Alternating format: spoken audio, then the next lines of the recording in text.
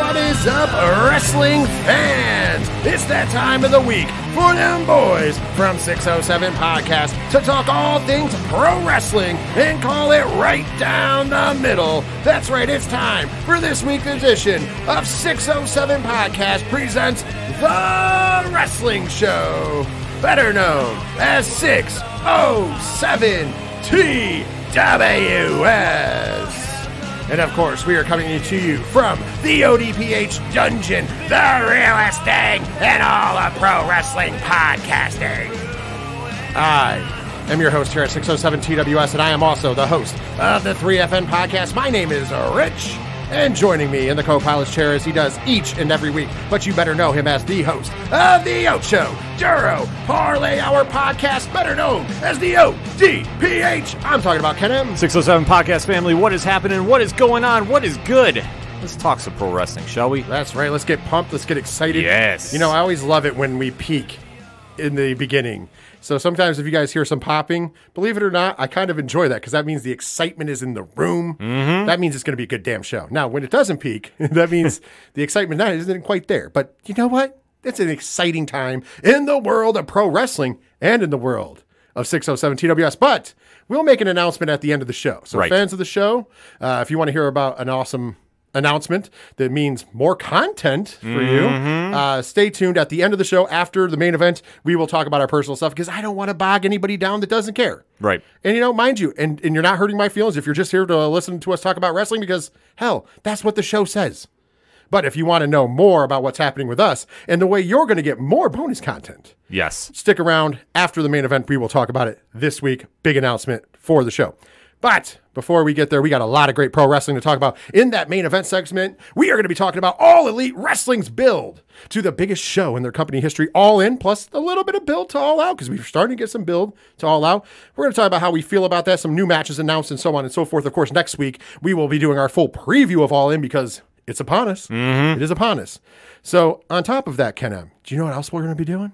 Oh, I know what we're going to be doing. In the mid-card, we're going to be talking about one of our favorite times of year for one of our favorite independent pro wrestling companies. That's right. Homecoming. Game Changer Wrestling Homecoming is coming up this upcoming weekend, so we're going to break that all down for you fine folks, as well as talk about this past week, GCW returned to Los Angeles, California for No Signal in the Hill Part 3, and it caught a lot of internet buzz because of a certain main event. We're going to break that down for you in the mid-card as well, but we're going to open up in the opening contest talking about first some big news out of WWE. We got a new United States champion that nobody saw coming. Yeah. Nobody. And on top of all of that, Ken, we also have Jey Uso. Is he or isn't he gone? We're going to break that down for all you fine folks. And also in the opening contest, we're going to be talking about the G1 Climax. It's coming to its conclusion. And on top of that, it means the road to Wrestle Kingdom has started. And even more important, New Japan Pro Wrestling back in the States this upcoming weekend for 2 huge shows in Philadelphia, Pennsylvania. We're going to break that down. All of that is coming to you in the opening contest. But before we can get to all of that fine stuff, Ken, we have to tell the fine folks how to find yourself in the Ocho Duro Parlay Hour Podcast. It's very simple. Swing on over to odphpodcast.com, join in the conversation on social media accounts, check out the TeePublic store, check out the Patreon link, check out the blog section, check out the classifieds where you can find friends of the show such as 3FM Podcast, Dragon Master Games, Nerd Initiative, and so many more. The directory, the music section, basically it's anything and everything that is the ODPH. You can find it at odphpodcast.com. And if you're trying to connect with me and the 3FN Podcast, it's simple. Go to 3fnpodcast.com. All of our social media links are there, as well as our TeePublic link. Our link to our Patreon, patreon.com/3FN Podcast. For as little as $1 a month, you get a ton of extra bonus content and help support everything we do around here. Also, while you're there, make sure you check out the portions of the website that are for the 3FN Podcast and 607 TWS, as well as the Friends of the Show category, which I'm going to have to add to very soon. But right now, the ODPH Podcast lives there, amongst other things that will be coming very shortly. While you're there also, make sure you check out the musical directory, where we have amazing bands who provide us with music so we don't get hit with those dreaded DMCAs. And of course, we're going to give shout outs right now. First of all, to our good friends over at Floodlands, whose song Ruins is the theme song you hear each and every week for 607 TWS. And then our good friend Second Suitor, whose song One Winged Angel closes down the show each and every week.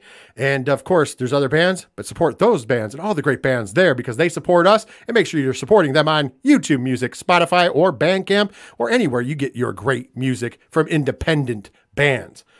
And last but certainly not least, we have our sponsorship portion. There's going to be places like Dragon Master Games, dragonmastergames.com for all your Magic the Gathering and gaming needs. But most importantly, the number one sponsor here in the month of August is our good friends over at Sci-Fi Horror Fest. It's upon us, Vernon, New York at the Vernon Downs Casino, August 25th and 26th. There's a lot of great guests, celebrities, vendors, and everything else going to be there, including Felissa Rose from Sleepaway Camp, amongst other things. Dave Sheridan from Scary Movie. You know him as Officer Doofy. Yep. Also going to be there, Ken Foray. And what hasn't Ken Foray been in? Of course, Dawn of the Dead comes to mind, the original right off the bat. Of course, he was also in Texas Chainsaw Massacre 3. And you know what? He was also in Rob Zombie's Halloween as one of the greatest cameo characters of all time because he's Joe Grizzly, bitch. Yes. On top of all of that, there's Lorenzo Lamas. There's a bunch of vendors. There's some kind of like 3D printing thing that they're bringing. There's like some virtual reality. There's an escape room, a horror escape room that's coming, and a bunch of other vendors. It's amazing. If you want to find out the full list or ticket information and everything else, visit sci-fi-horrorfest.com. And of course, if you forget any of those links, just visit 3fnpodcast.com because we've got your hookup like Big Papa Pump. Now that that's out of the way, we've taken care of the business, Ken. I need you to set that watch for the fans because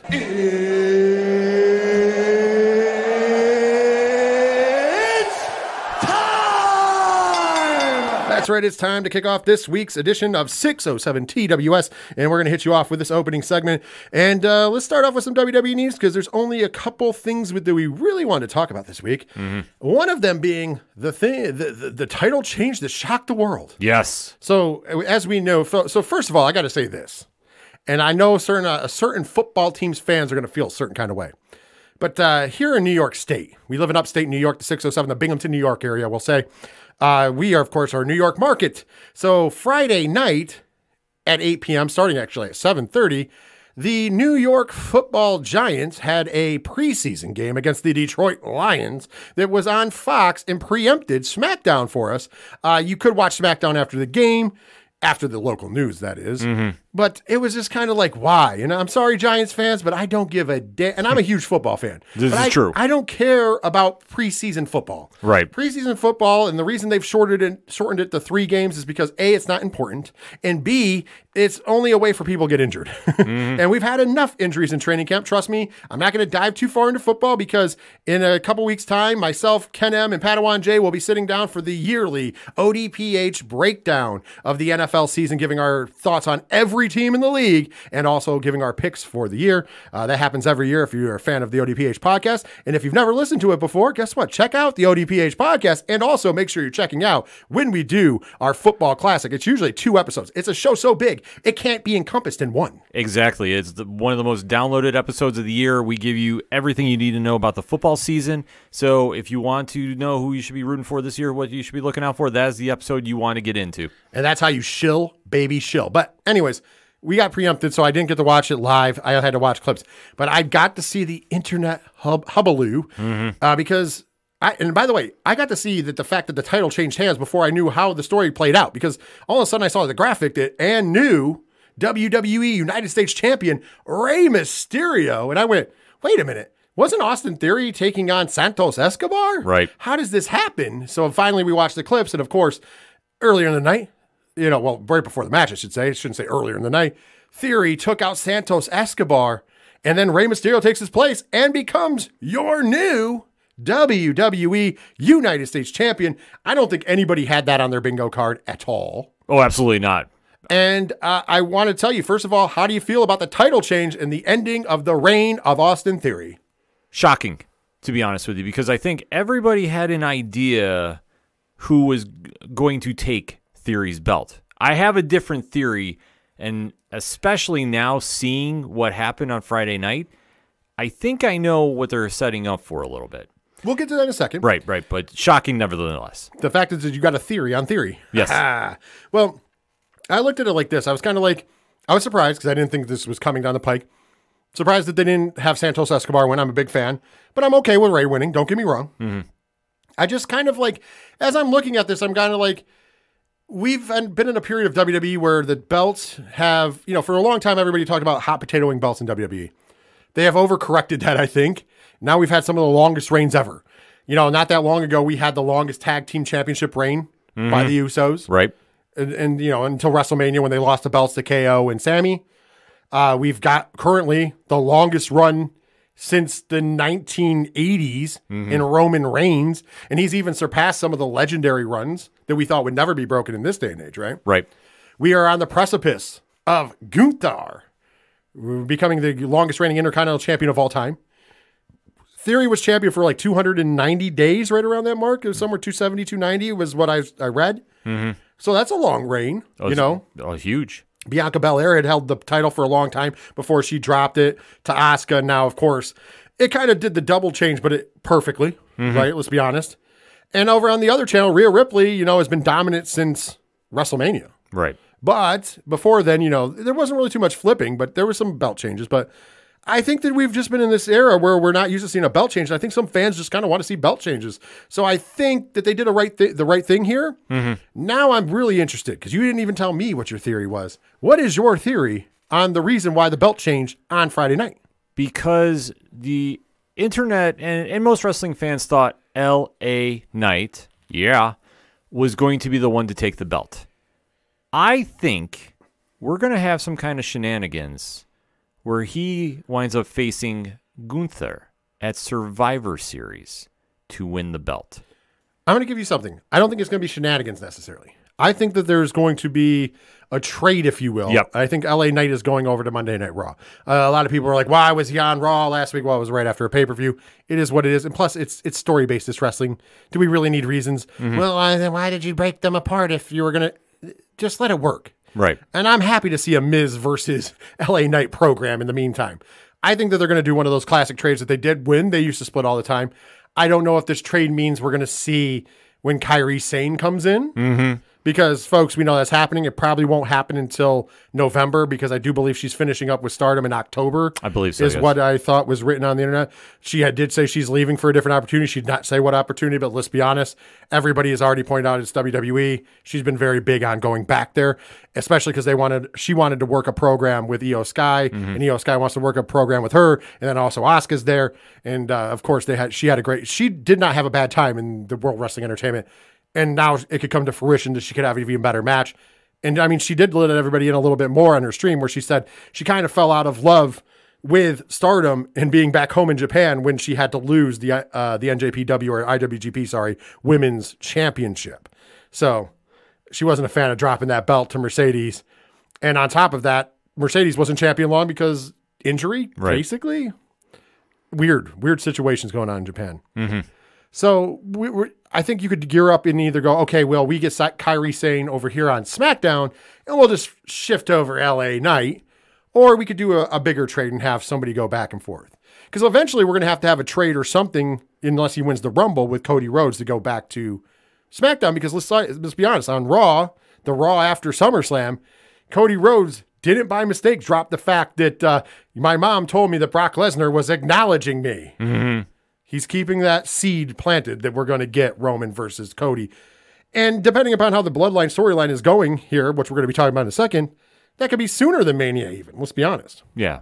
I just think that we might just have the champions get traded for whatever reason. So Imperium comes to Friday night and Ray goes to Monday. I think we have to keep Imperium on Monday. So LA Knight being over on Monday night and defeating The Miz in a little program and then going and taking the Intercontinental title off the Gunther is perfect for me. Yeah, no, well, I think that would be the smart play to do, but would they load up that many star power faces on there between Seth, Cody, and LA, and then what do you have on SmackDown? Well, here's the thing. On SmackDown, you got the Bloodline. Right. And that's been driving the chariot. Also, you got guys like Sheamus saying, hand me the ball. So maybe they're going to say, hey, listen, we're going to hand you the ball. Rumor has it, and this is only rumor, that no members of the Bloodline are going to be on this upcoming Friday Night SmackDown. So for guys like Sheamus and stuff and Drew McIntyre, well, Drew McIntyre's now on Raw, but he was on SmackDown before and made some grumbles. Right. And some other people who said, hey, listen, give us the ball. I think Triple H and management are going, okay, we'll give you the ball. We did something with the Bloodline, which we're going to talk about in a second. We're going to let that simmer. You get the ball. Let's see what you can do this week. Let's see if you can pull the numbers without Roman. And I think that they can. Oh, I think they can too. Actually, I think there's enough star power. You got AJ Styles still over there, which is untapped for them, really. I mean, we could really get full potential now. The match with him and Karrion Kross was good. I mean, regardless of what you feel about Karrion Kross not winning another feud, it doesn't really matter per se because wins and losses at the end of the day are just a story device. But you know what? Speaking of him, that's who I think gets the belt from Ray. I could see that. But also, there's a deeper storyline there. Did you see some of these conspiracies on the internet? They kind of pulled the Bray Wyatt kind of like, remember when Bray Wyatt was doing the heel or her? It's kind of working that way with Karrion Kross. Yep. Everybody who faces Kross changes them. And it's being kind of noted by people now. It's really cool. If you really go search down the rabbit hole if you want. I'm not going to dive too deep into it. No pun intended. Yes. Well, maybe pun intended because you never know. You know, we got good news that Bray Wyatt possibly is on the road to recovery and being back. And I got to throw out and I'm not going to rub it in because that's this is real life. But I will say once again to all the people out there who always make assumptions because you're guessing off of what people are feeding you on the internet. Always be careful and watch out. Yeah. Because we found out this week that it was way more serious with Bray Wyatt than just, I'm not on TV. Because whatever was wrong with him health-wise, they said was not just career-threatening, it was also life-threatening. Yeah. So the fact that there was people out there going, well, he's not on TV because Vince is back. And like just belittling things. Guys, this is why as a community we have to stop and wait until things come out. Because honestly, when I saw that, I just my stomach got sick because we were always like, there's something more. I mean, originally there was the finger. We knew that the finger was jacked up because there was photographic evidence of that. And then afterwards, we had heard rumblings that there was something wrong with him and we didn't know what. And then, so we always said, listen, it's not something with Vince. It's not whatever. There's got to be more to the story. And that's why we didn't report on it because there was no reason to add our, thing. We said, oh man, SummerSlam, it looks like he might come back. And then right before SummerSlam, we found out the doctor said not quite yet. He's not there and WWE doesn't want him in the ring until he's 100%. And so that should have been the biggest cue to everybody out there that there's something really wrong, because nobody's going to be like, well, hold him off if he's ready. Right. Fast forward. Now we find out, Bray Wyatt thought T's and P's. Get well. Absolutely. We hope to see you back in the ring soon and better than ever.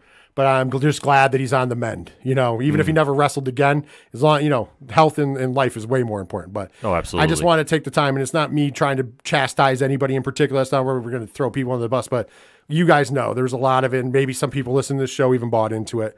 That's why you got to be careful. We're going to talk about another thing in a minute here, but you got to be careful buying into the hype because it's not real. Yeah.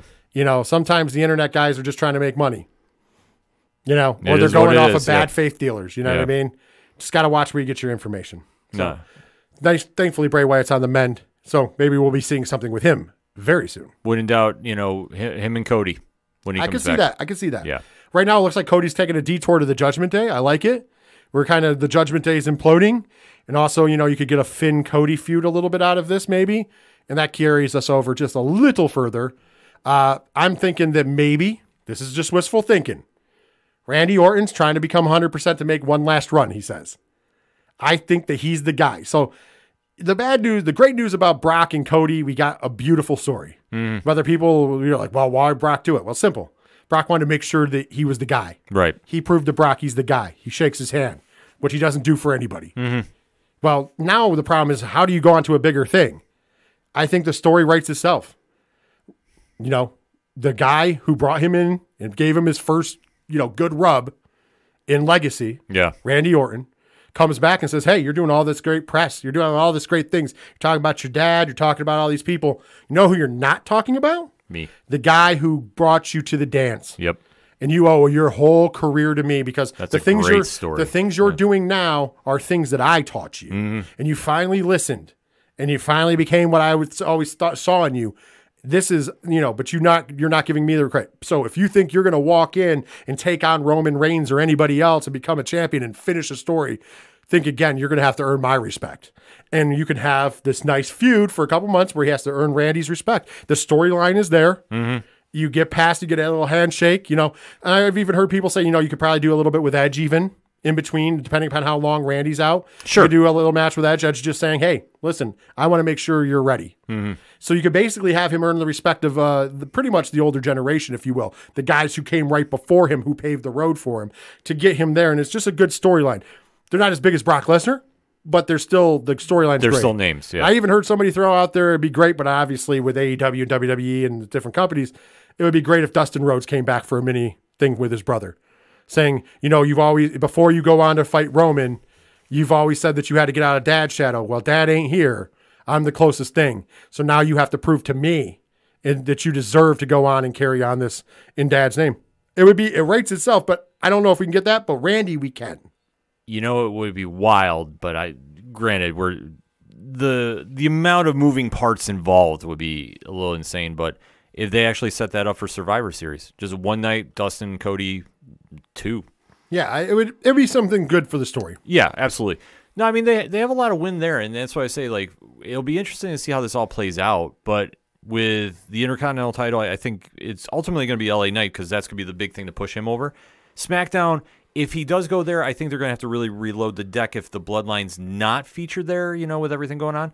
But I think with what they're going to try doing this week, I think that's got a lot of potential too, and especially somebody's due for a breakout moment on that roster. You also have to remember, and I will say this, Sami Zayn and Kevin Owens, who Kevin Owens is right now nursing an injury to his ribs, but Sami Zayn and Kevin Owens technically are in both shows because there's only one set of tag champions. So we could move Sami Zayn over while Kevin Owens is getting healthy. Yeah.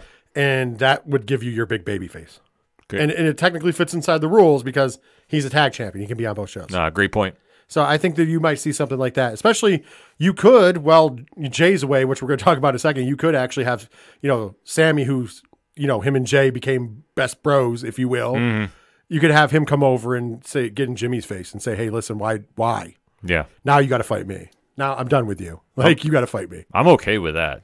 So let's get to that, because that's the only other thing WWE want to talk about this past week. Bloodline storyline. Everybody, half the people say that they're tired of. The other half say, "Hey, give me more." We tend to fall on the latter, but hey, we understand why other people I think gave us a little twist that we didn't see coming. Jimmy Uso, first of all, we had the tribal chief being recrowned in Roman Reigns. We have Solo out there. Jimmy comes out there, and then Jay makes his appearance because, of course, he has to be there because contractually obligated. And Jimmy basically tells Jay, hey, listen, I did it because I love you and I didn't want to lose you. I felt if you were the tribal chief, I'd lose you just like we lost Roman. So it was still the dissension. Mm-hmm. Like we said, he didn't do it for Roman. Right. He did it because of other reasons. I get it. And I think it will finally come out he did it for jealousy. Oh, yeah. You could tell there's a little more there. And they built the story so well around the jealousy that it'll eventually come out, right? Mm-hmm. Listen, Solo makes a statement, which I thought was crazy. However, Jay had 0 F's to give, brother. 0 F's to give. He took everybody out. He took out the entire bloodline. And after taking out the bloodline, he said, I quit the bloodline. Hell, I quit WWE, and walked out through the crowd. And that got the internet buzzing. Let's just talk about the storyline. Let's not go to the other parts yet. Okay. Let's just talk about the storyline. How are you feeling about Jey Uso and the latest chapter in the bloodline storyline? Give him the Oscar already. Just give him the awards, all of them. Cinema. Simple cinema. What he's doing right now, for anybody that thought that his loss at SummerSlam, he would fall out of the spotlight for whatever reason, he is going to be world champion within 2 years. Oh, yeah, absolutely. Mark my words. He's a top guy. Yeah, he has no worry about his place in the roster. He is putting on the best work of his career. I love the storyline. I think that if you're going to have Roman take some time off and not be the centerpiece of it, I think this is going to make some compelling stuff. This kind of almost reminds me of the Summer of Punk in a certain degree. A little bit. Because he's leaving, but he's still going to be lurking around. And that's going to be the key thing, building for whatever they're going to do at Survivor Series. I still think that we are going to get the Bloodline. I'm with you. The real tribal combat. Either a triple threat match to settle who's going to face Roman, or it's going to be the 4-way for the belt. Yeah. So you're going to have the Bloodline implosion in that match, whatever it's going to be, 3 or 4-way. But this is the spark to it. And they're going to take their time getting there like they've done with everything else. They haven't had a misfire, in my opinion. So We just got to let the story play out, but this moment was perfect. See, the only other thing that I would say, and we're going to get to the only other thing I would say is if they don't do the bloodline, four-way or whatever, I think you'll get a couple months without Jey. And this is definitely done by design. Yes. Because what it is that they realize that the Usos fighting each other, that's a WrestleMania match. But we're not close to WrestleMania. So we have to drag this out. So how do you drag this out? You do a Summer of Punk kind of storyline where Jey Uso is gone, but he's still kind of around. I think what'll end up happening is that maybe you get Jimmy versus Roman or Jimmy in a bad situation. Jey does return to save his brother. We get the happy-go-lucky moment. The Usos get back together to maybe challenge for the tag titles or something. And then Jimmy really turns on Jimmy. Right. That's where the jealousy comes out. And then we'll get hopefully, I'm not against Jimmy's promos, but we haven't really seen too many of them. If he can bring the fire like Jey does, or even halfway, and just be like, this is why, because I should be the best, not you. You take everything. You get all the attention. Your main event, Jey Uso. I'm just your brother, Jimmy. That's not how this works. That's why I did what I did. I didn't do it because I loved you. I do it because I hate you. Yeah. I can't stand you. I loathe you. And really drive home. And then that build goes into Mania. So, you could do that, a couple months out, you're in Survivor Series, you're November, December. Next thing you know, you're doing, the big turn at the Royal Rumble. Jay's hurt for a month. He comes back fighting. We're going to Mania. And all of a sudden we have a storyline. So, and WWE, let's be honest, played it off perfect. Moved him to the alumni page. Yep. Playing this to the hills. So much so that the internet started to believe the hype. Not all the internet. Not the journalists. Right. Because, listen, before I play what I'm going to play to make Ken real happy, I will say this. I feel super bad for Sean Ross Sapp, who is out here defending, because half of these people claiming things are claiming it was per Fightful Select, and he's out here no. Yeah. Absolutely not. He's innocent on this. Before I play into this, SRS, Uncle Dave, Wade Keller, the usual suspects are not involved in any of this at all. They all know it's a work. Right. Just like we're telling you now. Listen, we're burying the lead here. It's a work. But we've got a lot of people out there hitting us up and asking questions. And let's be honest, the internet is just... Tell me lies, tell me sweet little lies. Tell me lies, tell me lies. Yes! So let's break this down real quick. And I promise, because I want to get into New Japan talk. So Same, I just want to throw this out there. I love the storyline. We've kind of iced it out for you, what we believe is really going on. It's going around, and I'm just different versions, but pretty much, correct me when I'm wrong, the pretty nuts and bolts that we've been hearing from people and also seeing on the internet is that Jey Uso is leaving WWE. His no-compete clause is up 5 days before All In, so next week. Right. And... a week, I should say, a week away from now. And and that he's going to show up at All In under his real name. Yep, there's the fake graphic with his real name is All Elite. Yeah. Guys, first of all, the first things first. His contract isn't up because he signed contracts with his brother. So that means Jimmy Uso is still under a contract, Jey Uso is still under a contract. They're still under contract. That's the first thing. Secondly, even if his contract was up and it ended this month, his no-compete wouldn't be over in 5 days. Right. His no-compete, he has a minimum 30-day, probably a 90-day. So even if his contract was up, ladies and gentlemen, his contract wouldn't be able to go anywhere until October, November-ish, if my math is correct. Yeah, it'd be right after the Survivor Series range. Yeah, you're looking at October, November, right? Yeah. At the earliest. So even if, they're not. It's a storyline. It's a storyline. Guys, I understand.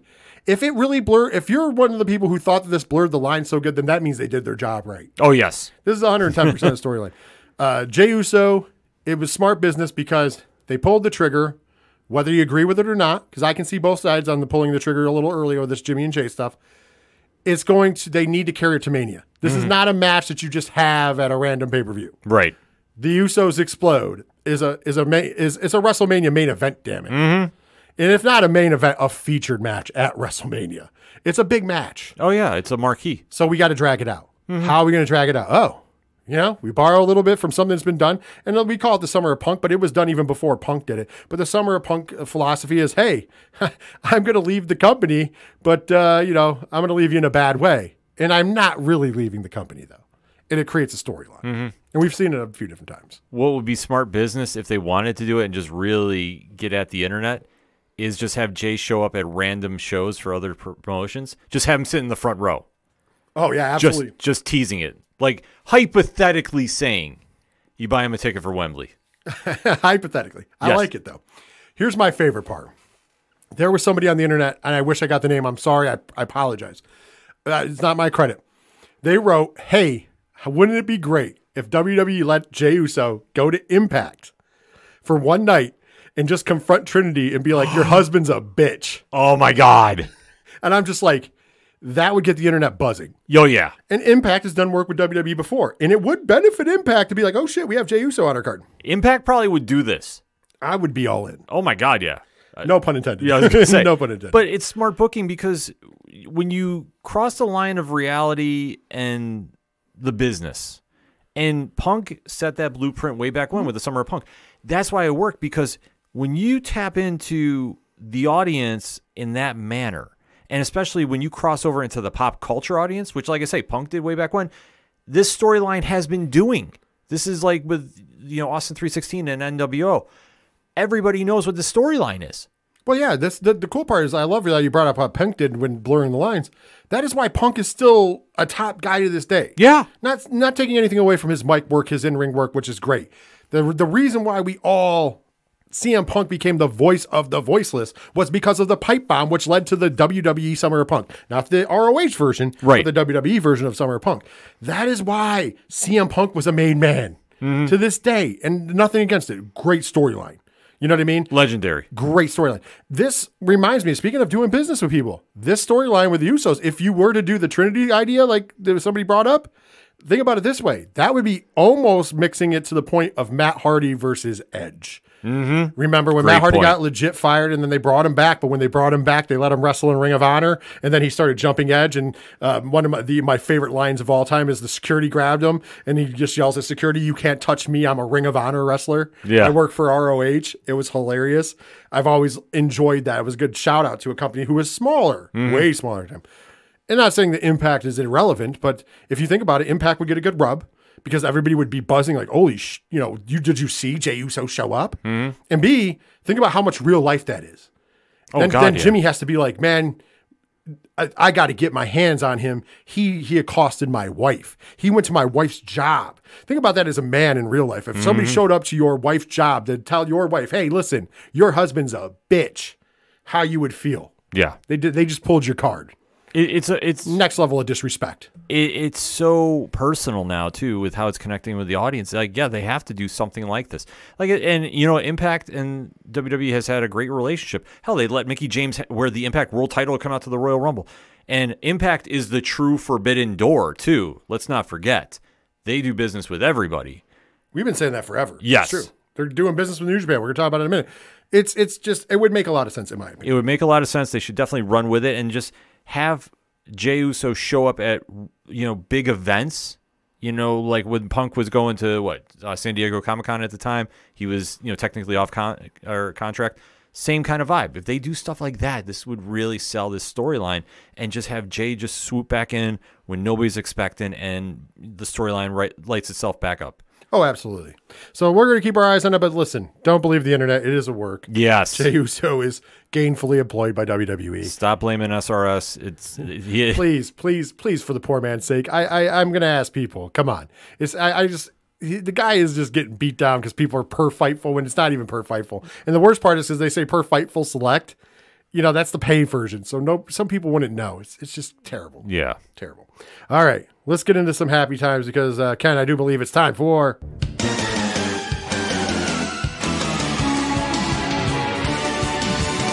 some New Japan talk. Yes. And of course, we're talking G1 Climax 33 update. I do have to give you a little bit of information here. First of all, because of some scheduling, we are recording late night Saturday. So if you want to know, on the East Coast, it's 11:05 p.m. Saturday night. We watched Collision and then came in to record 607 TWS. So the finals for the G1 Climax will go down before this show comes out to you guys Sunday. Okay. Just so you guys know. So there will be a winner by then, but we don't know who the winner is going to be. We can only give you up until the point of the winner. So we are going to talk about that. I'm going to do a quick breakdown because we want to make sure that we don't want to dive too much in the weeds because there's only a couple matches that really meant anything, including the fact that Eddie Kingston came up just short. Yep. Eddie Kingston was on the precipice of being in the Elite Eight. So the quarterfinals of the G1 Climax before he lost to David Finlay. It was a very heartbreaker. It crushed me. But you know what? I will say this. Kudos to AEW because they did a nice little vignette for him on Dynamite. I did like that. Showcasing it. So, I thought it was cool. But, yeah, that's who I was hoping would somehow sneak into that Final Four. But we did find out that Evil snuck into the back door as well. So yes. We have some competition in the finals of G1. Let's talk about the quarterfinals. The quarterfinals went down on Thursday, August the 10th, from the Chiba, from the Funabashi City General Gymnasium. And the quarterfinals went down like this. In the first quarterfinal match, Hikuleo was defeated by Tetsuya Naito. Naito moves on to the semifinals. And the next quarterfinal match, the IWGP United States champion at the time, we'll get to that in a minute, Will Ospreay defeated David Finlay to eliminate David Finlay. Will Ospreay going on to the semifinals. Great match, too. Yeah, absolutely. The IWGP World's Heavyweight Champion, Sonata, you know what the funny part is? He finally took a loss in the quarterfinals to Evil. Evil eliminated the world champion, Sonata, to move on to the semifinals. Shocking there. I think that was upset of the weekend. Yeah. And last but not least, in the main event of that evening, the Rainmaker Kazuchika Okada punched his ticket again to the semifinals by defeating the NJPW World Television Champion, Zack Sabre Jr. So now that we went there, we had to go ahead to the semifinals. The semifinals went down on Saturday, August 12th from Tokyo, Japan. And in the semifinal matches, we had two, obviously. The Rainmaker Kazuchika Okada defeats Evil to advance to the finals of the G1 Climax 33. And in the main event of the evening, Tetsuya Naito pulls off the upset in this case and defeats Will Ospreay to move on to the finals. Your finals, Naito versus Okada. Like I said, by the time you guys hear this, you'll know who is the victor of it. But before we talk about what happened with Will Ospreay after, I want to get your pick. Who's taking this show down? Is it going to be Naito or Okada? Mind you, we are a few hours away as we're recording from this match going down. My heart says Naito. My head says Okada. I am hoping Naito sneaks in there because I think Okada, it's too telegraphed, in my opinion. I want to see something really shake things up. And I think Naito being back in there would be that shakeup. I would like to see Naito. I just think it's going to be Okada. Yeah. And I think in a lot of ways it has to be Okada because whether the Sonata experiment is working or not is up in the air depending upon who you talk to. So you either need Okada to go to Wrestle Kingdom for Sonata to have a huge victory over Okada to, ingratiate him as the real champion. Or you go, well, we experimented with it. It didn't work this time. Back to the drawing board. Let's just give the belt back to the Rainmaker. Mm-hmm. So I feel like the Rainmaker, although Naito kind of does the same thing, but he's just not Okada. Right. I wouldn't be surprised if Naito wins, but I think that they're going to give it to the Rainmaker. But I'm with you. I hope Naito wins. Yeah. So let's talk about Will Ospreay real quick before we move on to what's coming up. Will Ospreay, after losing, kind of lost his marbles a little bit. Yep. But on top of that, he kind of went on a tirade, and he says he doesn't want to be the IWGP United States Champion. Instead, he's the IWGP United Kingdom Champion, and he breaks out the brand new UK Championship, which is basically a variation of the US title, only with UK graphics on it. How are you feeling about your new, technically, IWGP United Kingdom Champion, Will Ospreay? Right before All In. Ospreay's the man. I'm sorry, him losing his mind and then just doing that, amazing, and especially, whatever he's going to be doing at All In. Rumors? Yes, rumor has that it was going to be Chris Jericho versus Will Ospreay for the IWGP United Kingdom Championship now at All In. Rumors. We'll find out more. Maybe that has something to do with the Don Callis decision this upcoming Wednesday.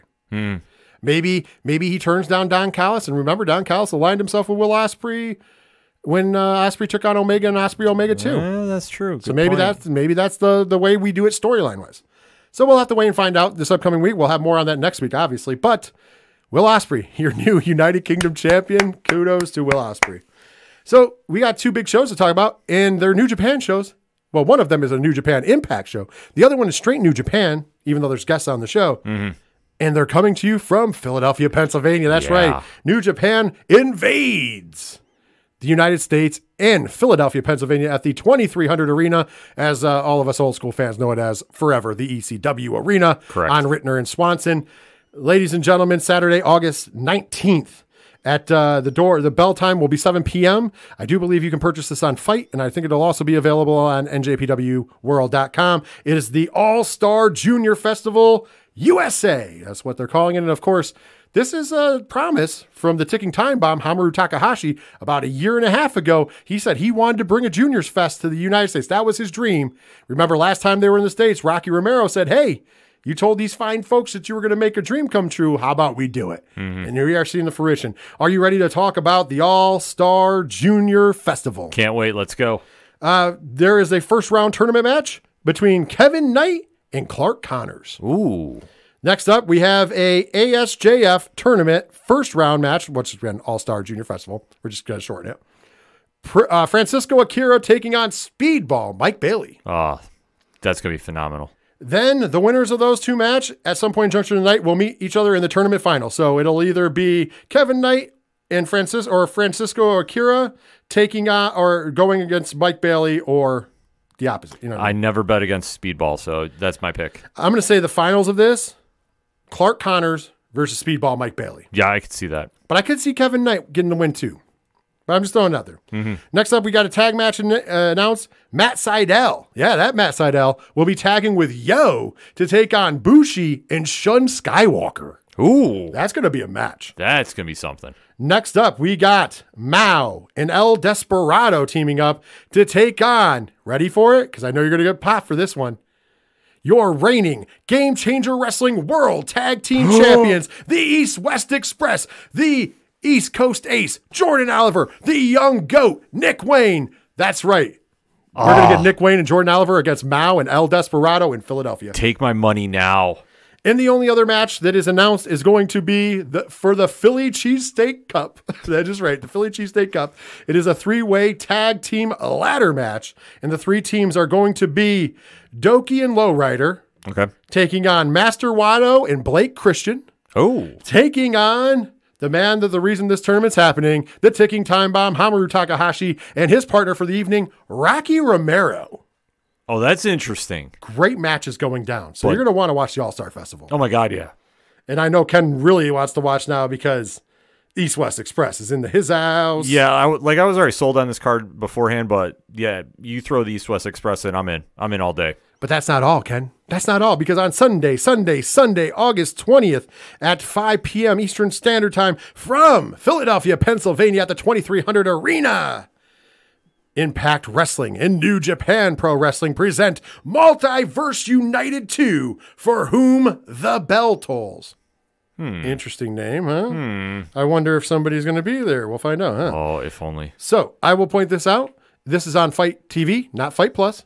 It's $24.99. I do know that. And it'll be at 5 p.m. on Sunday. So Sunday, the 20th of August, Fight TV, $24.99. Ready to break down the card? Let's do it. We are going to have TMDK versus Impact as Zack Sabre Jr. will tag with the legend of Slapjack, Shane Hayes, to take on Die Hard Eddie Edwards and Moose. Oh, that's going to be great, but you know where my loyalty lies. In a singles war, and this is going to get hardcore and violent, Doki goes one-on-one with the Callahan Death Machine, Sammy Callahan. I hurt just hearing that. Oh, that's going to be great, though. How about this? An X Division / Junior Heavyweight Scramble match. Now, mind you, it's a scramble. Here's your participants. Frankie Kazarian, El Desperado, Bushi, Mao, Kevin Knight, Rich Swann, and Chris Sabin. Oh, that's a loaded scramble match. You're telling me. Holy smokes. How about this one? Bullet Club versus The World. The Bullet Club will be represented by the leader, David Finlay, Kenta, Clark Connors, Alex Coughlin, Chris Bay, and Ace Austin. So this is going to be a 12-man tag match. Okay. Their opponents, the DKC, El Phantasmo, Tonga Loa, Tama Tonga, so the Gorillas of Destiny in their entirety. He's Not Human, PCO.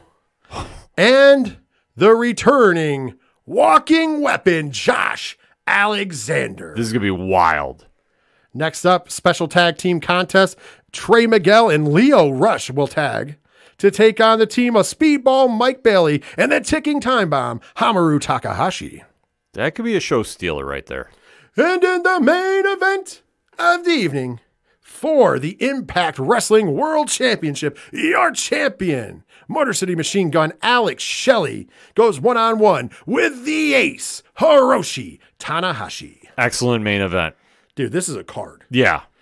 Both cards in the States, you're not going to want to miss. Make sure you check them out. I'm going to tell you, if you want to see great action, if you're a big fan of high-flying, fast-paced, hard-hitting wrestling, New Japan is not going to leave you in the dust. It is going to blow your socks off. I'll just throw it out that way.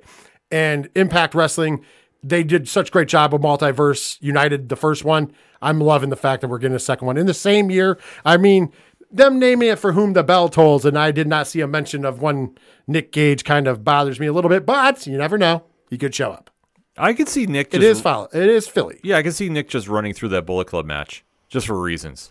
Versus the World, and then he's, next thing you know, pizza cutter to David Finlay. Yeah. I'm in. I'm just saying, I mean, hypothetically. Dude, Kenta versus Nick Gage would be something I would watch. Yeah. Just throwing that out there. Yeah, putting the karma out there.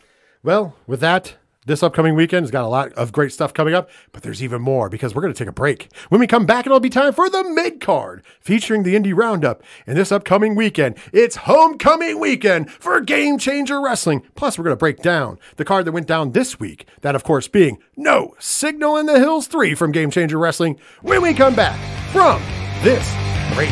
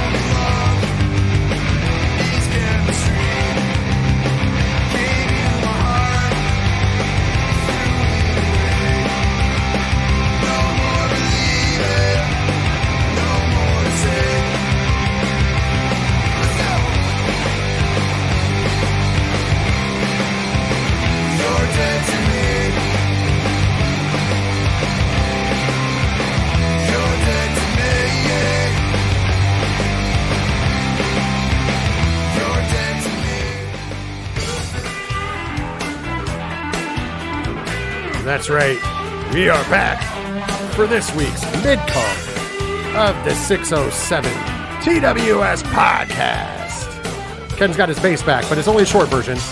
There it is. It cut off. We only had the short version now. You know what? I tried getting it fixed this week. It did not work. I got to take it back to the shop. Well, you know what does work? Fight Plus, Yes, brought it to you does. by Fight TV. And of course, the mid-card featuring the Indie Roundup is brought to you by our good friends over at Fight.tv, more specifically, Fight Plus. For $7.99 a month, you get a ton of great independent pro wrestling action. But on top of that, you also get bare knuckle fighting, MMA, rugby, soccer, boxing, all sorts of great stuff. But listen, we're a pro wrestling podcast, so we're here for that indie pro wrestling content. And do they give you the best indie pro wrestling content, Ken M?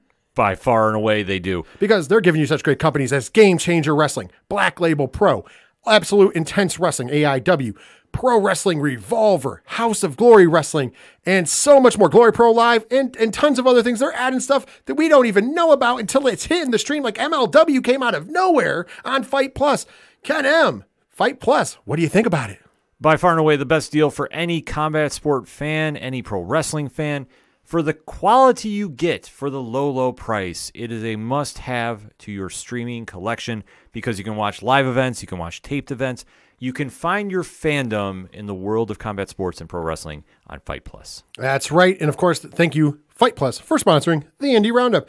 And we got all the events we're going to be talking about, our Game Changer Wrestling, and all on Fight Plus. So go ahead and watch the ones coming up this weekend. And also, you can watch all the replays, including, if you haven't seen it already, Game Changer Wrestling presents No Signal in the Hills 3 from the Ukrainian Cultural Center in Los Angeles, California. That went down this past Friday, the 11th of August. Are you ready to talk about it, Ken M? Absolutely. First up, the opening contest was a 6-man tag team extravaganza as Little Cholo and Los Macizos Ciclope Miedo Extremo defeated Unguided 2.0, Bodie Young Prodigy, Damian Drake, and Matt Vandergraff in 6 minutes 49 seconds. The Young Bucks found out what it was like to get their shit pushed in, if you will. But they had a good showing. Give them credit. Good showing, but the inevitable. The grizzled old vets, if you will, not young vets, the grizzled old vets. They know a thing or two. Yeah. A thing or two. Next up, there was a 4-way match in the women's division of Game Changer Wrestling as Steph DeLander, the queen of hardcore, or queen of death matches, sorry. I almost got it wrong. The Ying to Matt Cardona's Yang, if you will. Yeah. She defeated Ali Catch, Maki Ito, and Masha Slamovich, 11 minutes and 53 seconds. This was a terrific match, great women's match. If you're one of those people who are on the fence about women's wrestling, watch this match and tell me that A, it didn't tell a story, B, it wasn't entertaining, and C, the wrestling action wasn't just as good as the men because all of those boxes were checked in this match. For the best on the indies doing their thing. Next up, because Blake Christian made himself be known in this to cost Masha Slamovich the match. Next up, we got the GCW World title on the line as your champion, All Heart Blake Christian, took on his challenger, Chris Bay. This match got 13 minutes and 1 second at the end of the day, and still your Game Changer Wrestling World's heavyweight champion, All Heart Blake Christian. Tremendous match, though. Chris Bay just came up short. I need to see this ran back. This was a absolute amazing match. And by the way, you know, I know that fans get tired of heels cheating to win, but listen, that's what a heel does. Blake Christian, yeah, a little underhandedness to win this match. Next up, we had a tag team war as the Rejects, John Wayne, Murdoch, and Reed Bentley defeated the Bad Boy, Joey Janela, and Sawyer Wreck in 14 minutes and 28 seconds. Man, this match, when I say hard hitting, I think that's an understatement. Oh, completely. We knew what we were expecting, and did it deliver? Let me tell you the match of the weekend. In the sleeper match that we knew and told everybody about, the return of Leon Slater. Leon Slater defeated Jack Cartwheel, 11 minutes and 6 seconds. And if you haven't seen Leon Slater, there's a clip floating around the internet of Leon Slater doing what can only be described as a swanton into a 450. Yeah. I'm not saying that. I mean it. Think about it. Dive for a swanton, but then revel into a 450 before the landing. That happened in this match against Jack Cartwheel. I think the only person I've ever seen try that before is Ricochet. Maybe Rich Swann back in the day. I'm not sure. I have to look it up, but those are the only two that I know that could possibly hit it. Yeah. But Leon Slater did and hit it flawlessly. Yeah, he did it flush. Holy crap. I've never seen anything like it. No. So effortlessly. This match was tremendous. Jack Cartwheel, if you're not familiar, get familiar. Jack Cartwheel, as with us recording, was also main eventing Triple Mania in, I do believe, Mexico City against, fighting for the Mega Championship against El Hijo del Vikingo, Daga, and Speedball Mike Bailey. Right. So who knows? Maybe Jack Cartwheel, maybe your new AAA Mega Champion. Next up, we have the match between Gringo Loco, and he defeated the Southern Psychopath Mance Warner, 11 minutes and 31 seconds. Gringo Loco put it best on Twitter.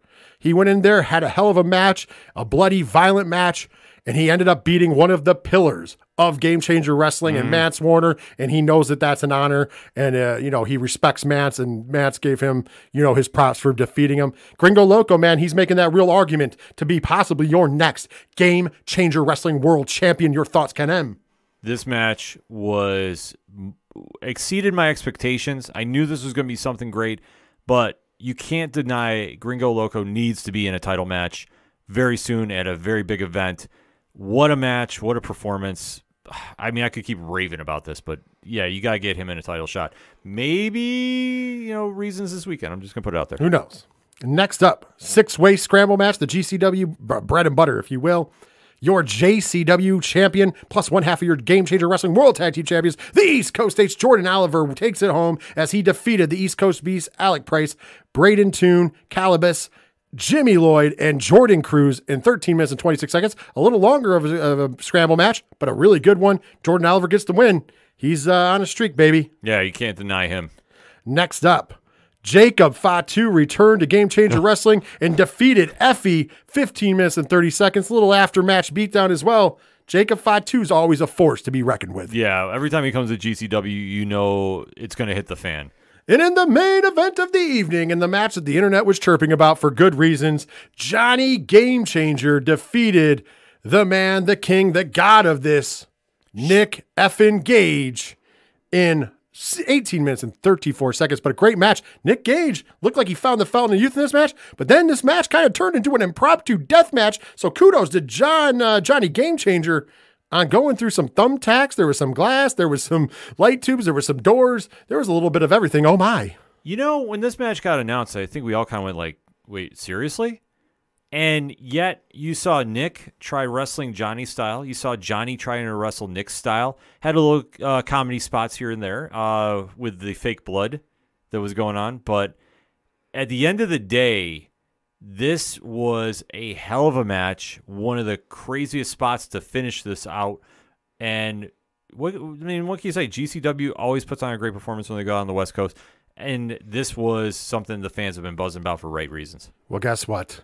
We get to talk about it finally, Ken M. Yes. We are on the precipice of one of the greatest weekends in the Game Changer Wrestling calendar year, and that is GCW Homecoming, coming to you from the Showboat Hotel and water park resort. They have everything now. They have the East Coast biggest arcade. They have an indoor go-kart track. They have a water park, an indoor beachfront water park. It's amazing. So anyways, the Showboat in Atlantic City still hosting Game Changer Wrestling at their home in Atlantic City, New Jersey. And we got Homecoming weekend. So Homecoming night 1 will be on Saturday, August 19th. Start time, I do believe, of 8 p.m. Eastern Standard Time over on Fight Plus, of course. All these events we're going to talk about for Homecoming are available on Fight Plus according to the Fight Plus schedule. Are you ready to break down night 1 of Game Changer Wrestling's Homecoming? Absolutely. First match. The East Coast Beast, Alec Price, goes one-on-one with Leon Slater. What a way to kick off the show. I don't know if this is going to be opening contest. We don't know if these are in order, but if this is the opening contest, this is going to set the tone for the whole weekend. That's why I say they need to have this open. We got some death matches, Ken. We got some real violence on night 1. In a death match, Violento Jack returns to the United States to take on death match legend, the Bulldozer, Matt Tremont. Oh, shit. Yeah. That's the way you can describe that match. In a tag team death match, the king of Wreck Shit Mountain, Cole Radrick, tags with the Duke of Hardcore, John Wayne Murdoch, to take on Harada and Segura. Oh, God. Coming over from Freedoms. This is going to be interesting. The Freedoms GCW war is still rolling strong. Yeah. Let's talk about another death match, if you will, because it's a double dog collar match. The team of the Bad Boy, Joey Janela and Sawyer Wreck, will finally end their feud with the Maniac, Charles Mason, and his dog of war, if you will, Perro. Oh, this is going to get absolutely out of control. Oh, there's one more. There's 2 more death matches on the card, technically. We'll get to them later. But before we talk about those, let's talk about one of the things that GCW does well. 6-man mixing the line, violent lucha match. Ooh. Because on one side, we got Crazy King and Los Macizos, which is the whole Los Macizos, Ciclope Miedo Extremo, taking on Thrushy, Alley Catch, Effie, and of course, the legendary High Priestess of the Church of Pro Wrestling, the Dark Sheik, returns. Oh, I can't wait to see this one. Next up, in what they should just call the greatest 6-way scramble match ever. Ready for it? Okay. Gringo Loco takes on Arez, takes on Commander, takes on El Hijo del Vikingo, takes on the Sauce Alex Zane, takes on returning from Japan, Kamikaze Ninja Mac. Okay, so when we say don't blink, we mean this match. And if you are sitting anywhere in the first couple rows, be on the lookout because they're going to be flying all over that ring, and I am here for it. Next up, Game Changer Wrestling Ultraviolent Championship will be on the line. Your champion, Rina Yamasha, goes one-on-one with Takashi Sasaki. Ooh. It's going to be a great matchup. Ooh, that's going to be great. And your main event of the evening, ladies and gentlemen, this match is literally 3 years in the making. Yeah. Because in a tag team death match, the king and queen of the death match, self-proclaimed of course, Matt Cardona and Steph DeLander take on Maki Death Kill, Maki Ito, and the man, the king, the god of this, Nick effing Gage, in the main event. It all started 3 years ago. Main event of Homecoming, Cardona versus Gage, where Cardona, despite losing a ton of blood, defeated Nick Gage for the Game Changer Wrestling World Championship and stamped his label of being the Indie God. Nick Gage is ready to take that Indie God title off of Matt Cardona, and he's ready for Matt Cardona and Steph DeLander to pay in their blood. What are you thinking about the main event of night 1 of Homecoming? 3 years in the making. We have to put this in perspective, too. If you're not familiar with GCW, this was the night they got put on the map. I mean, they had always had that internet buzz about being the next company, but when Matt Cardona came in to do a death match, the vibe at the showboat, the vibe at home watching, you knew you were watching history. And seeing how the storytelling unfolded that night and the internet reaction, let alone you were in attendance. I was there for that. Yeah, I was there. I got the beer on me as the people were pelting the ring with full drinks even. Exactly. I mean, no Plant fans. Oh, yes. Originally Plant fans. No, they weren't Plants. There was real emotion in that room. I've been to WrestleMania. The electricity in that room, obviously not as many people as a WrestleMania because there's probably about 1,500 to 2,000 people in that room. Mm-hmm. The electricity in that room was like WrestleMania, and everybody was there to see the death of Matt Cardona. And, when that didn't happen. Yeah, I mean, it kickstarted the next phase of GCW and the momentum they took and ran with it. And even Matt Cardona, too, because let's face it. It took Matt Cardona, it killed Zack Ryder. Yeah. It took Zack Ryder away, and we introduced the world to Matt Cardona, which I think is, for better or for worse, is great. Oh, yeah, It's been great for independent wrestling. The fact that he calls himself the Indie God, I have no problems with. He's gone and elevated every indie company he's been in. Mm-hmm. I know it's gonna. I don't want to take away the allure of it, but behind the scenes, there couldn't be a better guy. Yeah. So, he's helping young talent. He's out there putting over young talent. He's given the rub to these small companies, and he's done this without complaining one bit. Mm-hmm. Of course, the persona is great. The heel persona is amazing. I love it. Yeah, no, he has done phenomenal work, and this really put him on the map, too. So, noting how we're revisiting history and taking it now to a different place, this is going to be something special to watch. So, if you needed any kind of further push to go get this pay-per-view on Fight, this is it right here. You're going to be watching history repeat itself. So earlier in that day, or so the next day, Sunday, also from Atlanta, all this is from the showboat at Atlantic City, Game Changer Wrestling's, what is it, little brother company, if you will, the NXT to GCW's WWE, if you will. However you want to describe it. Developmental, but Jersey Championship Wrestling, and this is scheduled on Fight Plus. I don't know if they're still going to be showing it on the Game Changer Wrestling YouTube channel, or maybe they're switching it all over to Fight Plus, but it is on Fight Plus's schedule. So at noon Eastern time on Fight Plus, Jersey Championship Wrestling presents Dog Day Afternoon on Sunday, the 20th of August. Ready to talk about it? Absolutely. First up, ready? The return of Matt Mikowski. Oh. And as we know, Matt Mikowski, a hell of a wrestling machine, isn't he? Mm-hmm. Well, he better be, because he's going one-on-one with Alex Coughlin. Oh, damn. They bring in Alex Coughlin and Matt Mikowski. This is going to be a great match. Next up, 8-man tag team extravaganza as Bam Sullivan, Gabriel Sky, and Wasted Youth, Dylan McKay, and Marcus Mathers will take on the team of Brogan Finley, Donnie Primetime, Hunter Drake, and Rico Gonzalez. This is a great young 8-man tag. Great showcase. Next up, in a tag team match, main event, Jay Lyons and Midas Black go against Yo Beast, Beastman, and Yo-Ya. That's going to be a fun one. That's going to be real fun.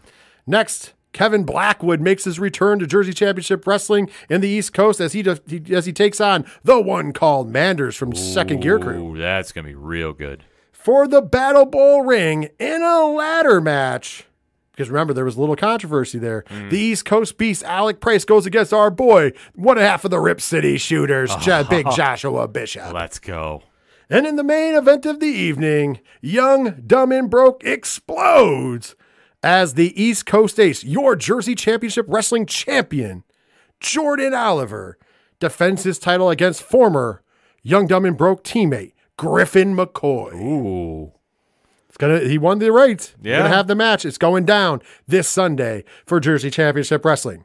But it ain't over yet, Ken, because at 5 p.m. Eastern Standard Time, also on Fight Plus, Game Changer Wrestling returns with Homecoming Night 2. This is on Sunday the 20th as well. Are you ready to talk about it? Let's do it. Dragon Kid is making his long-awaited return to Game Changer Wrestling, and Dragon Kid will go one-on-one with Commander. That match you're not going to want to miss. Next up, Maki Ito takes on Becca. Oh, shit. Yeah, the cutest in the room against the world's biggest pop singer. Yeah. Who's going to win? Who's going to win? I mean, Becca's got a little bit of an advantage. Maki Ito's in a death match the night before. Yeah.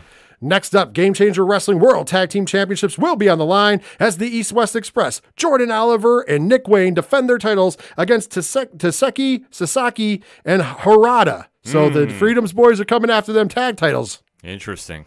Next up, in a tag team match, ready for it? Making his long-awaited return again, Dante Leone returns to Game Changer Wrestling, and he tags with Ninja Kamikaze Mac to take on the East Coast Beast, Alec Price, and his tag team partner, the King of Wreck Shit Mountain, Cole Radrick. Oh, man, that's awesome. Dante's been gone for so long. Listen, Rena is on double duty this weekend. Game Changer Wrestling Ultra Violent Championship on the line. Your champion, as long as she retains the night before, Rena Yamasha goes one-on-one with Violento Jack. Oh. Whoa. And in what will possibly be the main event of the evening for the Game Changer Wrestling World's Heavyweight Championship, your champion, All Heart Blake Christian, defends the title against the woman he stole the belt from. That's right, Masha Slamovich gets her revenge on Blake Christian. Can she take the title off of the champion, or will Blake find a way to weasel another championship defense out? Blake will find a way to weasel because Jey Uso is going to show up. Jey Uso, new Game Changer Wrestling champion. Mark it here first. That's right. And then the internet can go nuts and say how Brett Lauderdale is in bed with the WWE. Again. Yeah. Well, all that great action is coming to you on Fight Plus, $7.99 a month. Make sure you check out Fight Plus. They're awesome. We're not just saying that because they're sponsors. We watch it religiously. I love all the great independent wrestling. And of course, we're both huge Game Changer Wrestling fans. Absolutely. We do not apologize for it. So it's great that we're going to get the huge homecoming weekend brought to us. This is an event that we used to pay, I do believe, upwards of $30 a weekend for the full weekend for. Yeah. You know, just like we used to pay $100 some for the collective every year. And now Fight Plus has really made it more affordable at $7.99 a month to get all these great events that GCW puts on. GCW is wrestling at least 3 times a month. Exactly. You want to know why we give it the praise we do each week. You want to know why it has the buzz that it does. This is one of their signature events. I mean, arguably, this is their WrestleMania. The only thing that comes close would probably be Joey Janela's Spring Break. Right. But in context... It might be bigger, yeah. I'm saying. But for what Homecoming does, it really is a standout event. They haven't faltered any time. And if you want to get into this whole GCW movement, this is the perfect weekend to do it. And also be prepared for surprises. Yeah. There will be surprises. Legitimately. There'll be things that you go, oh my God, I can't believe this. You're going to get the best of violence in the death matches you see on. I know death matches aren't for everybody, but turn away when those are on because the regular matches are going to be there. I mean, it when I say the greatest 6-man scramble probably ever booked. Yes. I mean, that is an official great match. I mean, Masha versus Blake, the story is there. It's going to be a great match. You know, the story with Cardona and Nick Gage adding in DeLander and Ito is going to be phenomenal. The Freedoms versus GCW continuing. The storyline with the double dog collar match with Janela and Rec taking on Mason and Pero. I mean, there's so much great stuff on this card, and I still feel like they're going to add a little bit more to blow you even more away. And that's not even counting the young talent that's going to be on the JCW show that, trust me, you need to get familiar with because these are the kids that are going to be in WWE and AEW in the future. I promise you that much, if not traveling the world for other companies as well. It's phenomenal. Obviously, Nick Wayne, you're already seeing him in All Elite Wrestling. You see the real Nick Wayne in GCW. Well, not only that, but listen, him and Jordan Oliver are a great tag team. Yeah. Jordan Oliver needs to be in AEW as well. I've been saying that for a while. Oh, agreed. And of course, they're also going to be involved, as you know, in the Multiverse show that weekend. So literally, they're going to be leaving Atlantic City after the JCW show and going to Philadelphia, which isn't that far. It's about an hour and a half drive, hour and a half, something like that. It's not that far. But still, listen, man, double duty for them Young Bucks. Yeah. And I don't mean the team, the Young Bucks. Yeah, yeah. We're going to talk about them in a minute, though. So with that, that's going to do it for this week's mid-card. We're going to take our final break. When we come back, we are going to be talking about the build to All In and All Out a little bit for All Elite Wrestling. Is it living up to the hype? Is it falling short? What are our thoughts? You're going to find that out right after this final break. Take back the crown.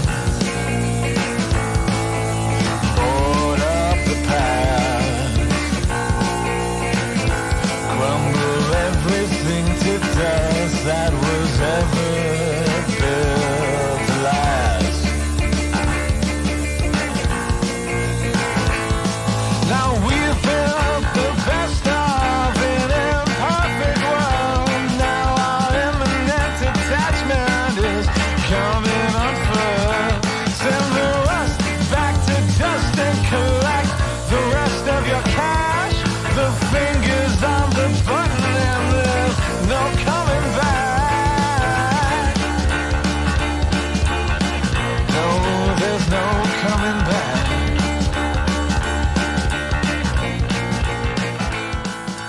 Wrestling fans, are you ready? Let's get ready to rumble! That's right, it's time to rumble. It is time for the main event of this week's edition of 607 TWS. And of course, we're going to end this show in the main event in the land of the elite, all elite wrestling, because, hey, let's be honest, they're next up for a gigantic pay-per-view because Wembley Stadium is getting closer and closer, Ken. It's right around the precipice. We're almost there. We're a couple weeks out from what they're dubbing as the biggest wrestling show in the history of pro wrestling, or whatever, biggest event in the history of wrestling. Isn't that what's at the top of the list there? Something in that vein, yeah. Yeah, it's kind of interesting. And mind you, don't blame them. Right. Don't blame them. Take the big bucket of win.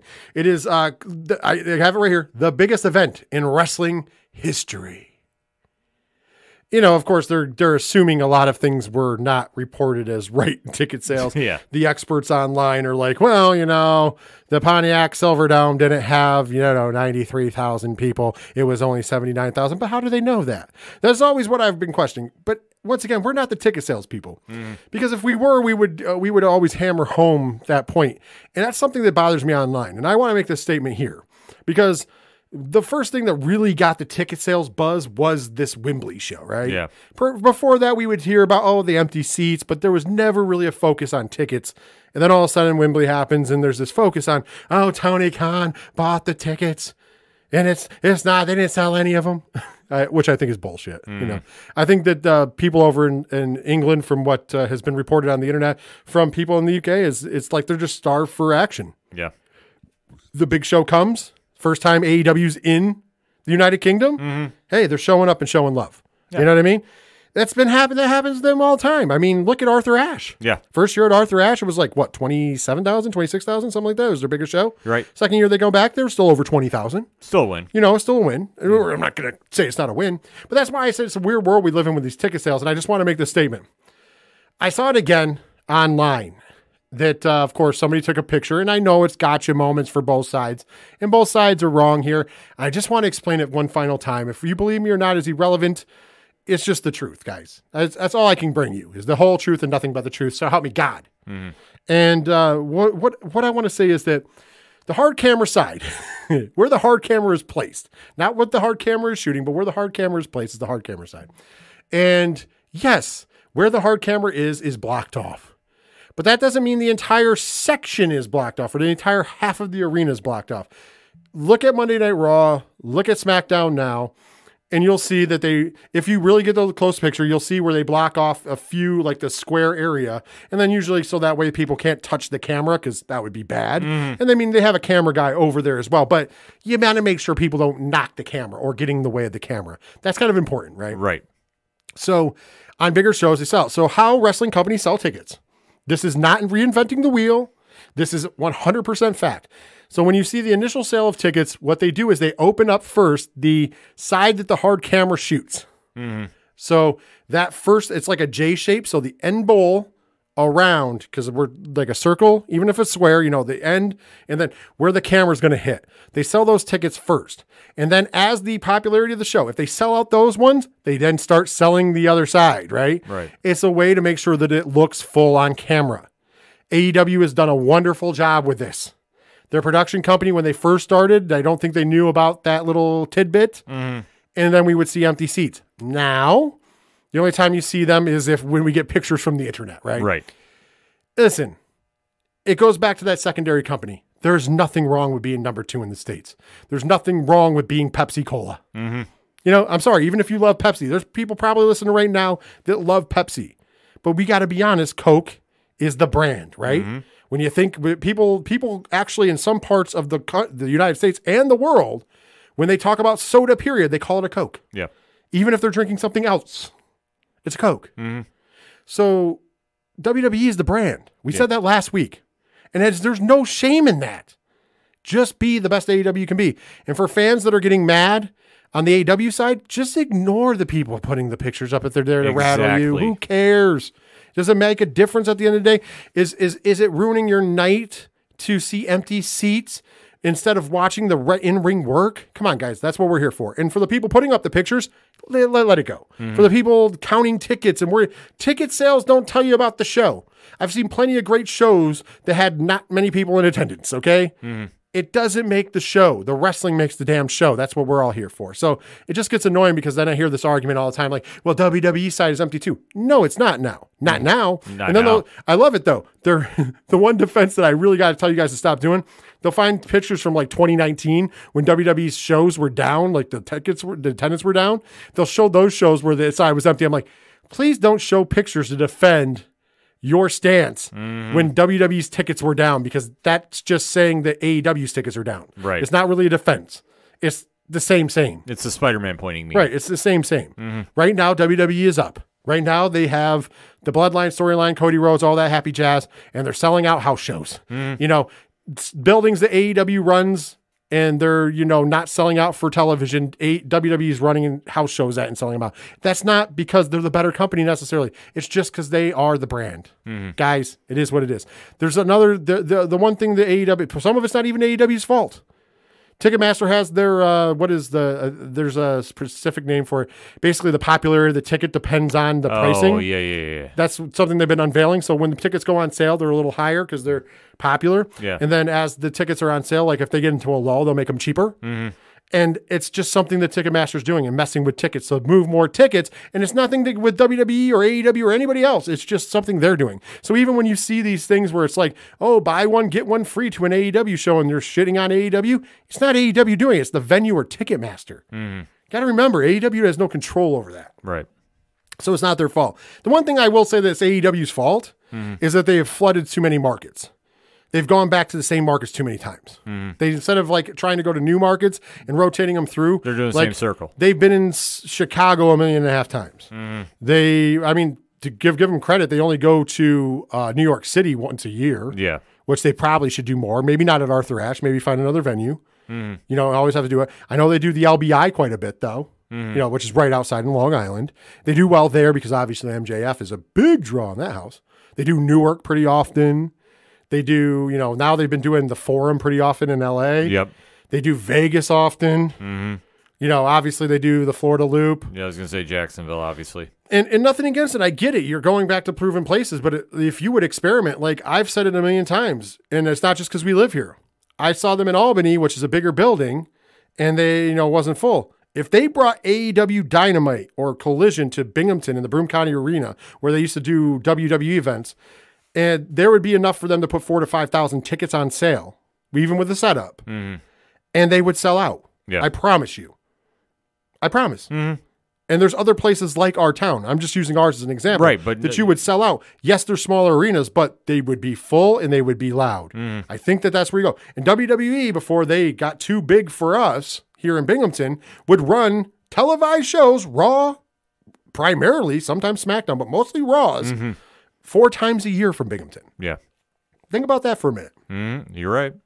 So it's not a step down. I think that they should investigate doing that because I think that's the one mistake that they have made for ticket sales. But outside of that, guys, ticket sales don't matter. Right. And let's focus on the big bucket of win that Wembley is. The only reason I wanted to say that is because I've seen a lot of arguments. I'm tired of seeing the arguments about the damn tickets. I know it's not going to change because most of those people aren't listening to the show. But if anybody wants to clip this and just explain to them, that is just how it works. You sell the tickets on the side that doesn't have the hard camera first, and then you fill out the other side if you can. If you can't, it sucks. But hey, at least if the show is good is all that matters. Yeah. And if the show is good and it keeps being good, you're going to sell tickets. If you build it, they will come. The only misstep I can see that AEW has a direct thing in is the fact that they've gone back to the same markets a little bit too much. Yeah, it's oversaturation. So you keep going back, they're going to keep going there. What should have proved this to change that marketing for them was Wembley, because first time there, they did it. So we all file this under the ticket edition. Now, let's talk about what's important. And what's important is the wrestling and the build for All In and All Out. Of course, we're not going to go through the full card breakdown, but there's some interesting steps that have happened. Of course, we found out 2 weeks ago when we talked about it on this show, we are going to get the main event of Adam Cole Baby. against MJF for the AEW World Heavyweight Championship. Well, one of them at least. Yeah. We'll talk about that in a minute. But that's not it for them, because we found out this week on Dynamite that Adam Cole Baby. said to MJF, maybe this isn't big enough. By the way, before we talk about that, the vignette with them at the trampoline park and MJF taking out the children in the dodgeball, loved it. Best thing they've done. Loved it. And I also got to say, I loved the line when they're in the ring doing the promos, and all of a sudden MJF goes, oh, you want to do a promo off? And he goes, you look so pale and skinny that if this was the 1980s, Hogan would have snorted you. Greatest line I have ever heard in wrestling ever. And mind you, I like the parts where he went at Roddy Strong later on. But let's be honest, that line about if this was the 80s, Hogan would have snorted you, an amazing line. MJF is God. Yes. I'm just throwing it out there. God tier promo. So anyways, during this, we find out that Adam Cole says, hey, listen, I don't want to give up, better than you, baby. So why don't, at the 0 hour of All In, we take on the ROH World Tag Team Champions, because ROH means a lot to me, Aussie Open. Of course, give them a little Aussie, Aussie, Aussie. Oi, oi, oi. That's right. And, of course, MJF at first goes, listen, if you would have told me I had to wrestle once a year before, I would have told you, I would have cussed you out of this ring. Now, you know what? I'm up for it. So they made the challenge. Aussie Open accepted. So in 0 hour, the free portion before All In, so this goes down at noon Eastern in the States, Eastern time. Over in Britain, I do believe it's 5 p.m. because the show starts at 6 p.m. British time. We're going to get Aussie Open versus MJF and Adam Cole. And later that night on All In, your main event will be Adam Cole versus MJF for the AEW World title. Now, from a storyline perspective, Ken, I think this is fun. Yeah. Because if you are going to have Adam Cole turn heel, because I think that's where we're going to. Maybe they swerve us, but I think the smart money would be to have Adam Cole turn heel on MJF eventually. Here's what I'm thinking. You have his master plan is have this tag match, make MJF be in the ring long time. MJF is more tired, so when I fight him in the main event, it's an easier win. I think that's great storyline. Storyline-wise, yeah, it makes sense. Booking-wise, this is ballsy. Yeah. Because what if one of these guys goes down with an injury on the pre-show before your main event? Yeah. Very ballsy decision. What's your thoughts on MJF and Adam Cole not only being the main event of All In for the title, but now getting a shot at the Ring of Honor World Tag Team Championships on the 0 hour against Aussie Open? I concur. I think it's great for storyline, and it plays into the Adam Cole eventual heel turn. But, man, I would not do this at Wembley. Just for the simple fact of it's Wembley. This is your biggest show to date. And you're really rolling the dice, making sure that everybody's going to be healthy going into that match, because you never know.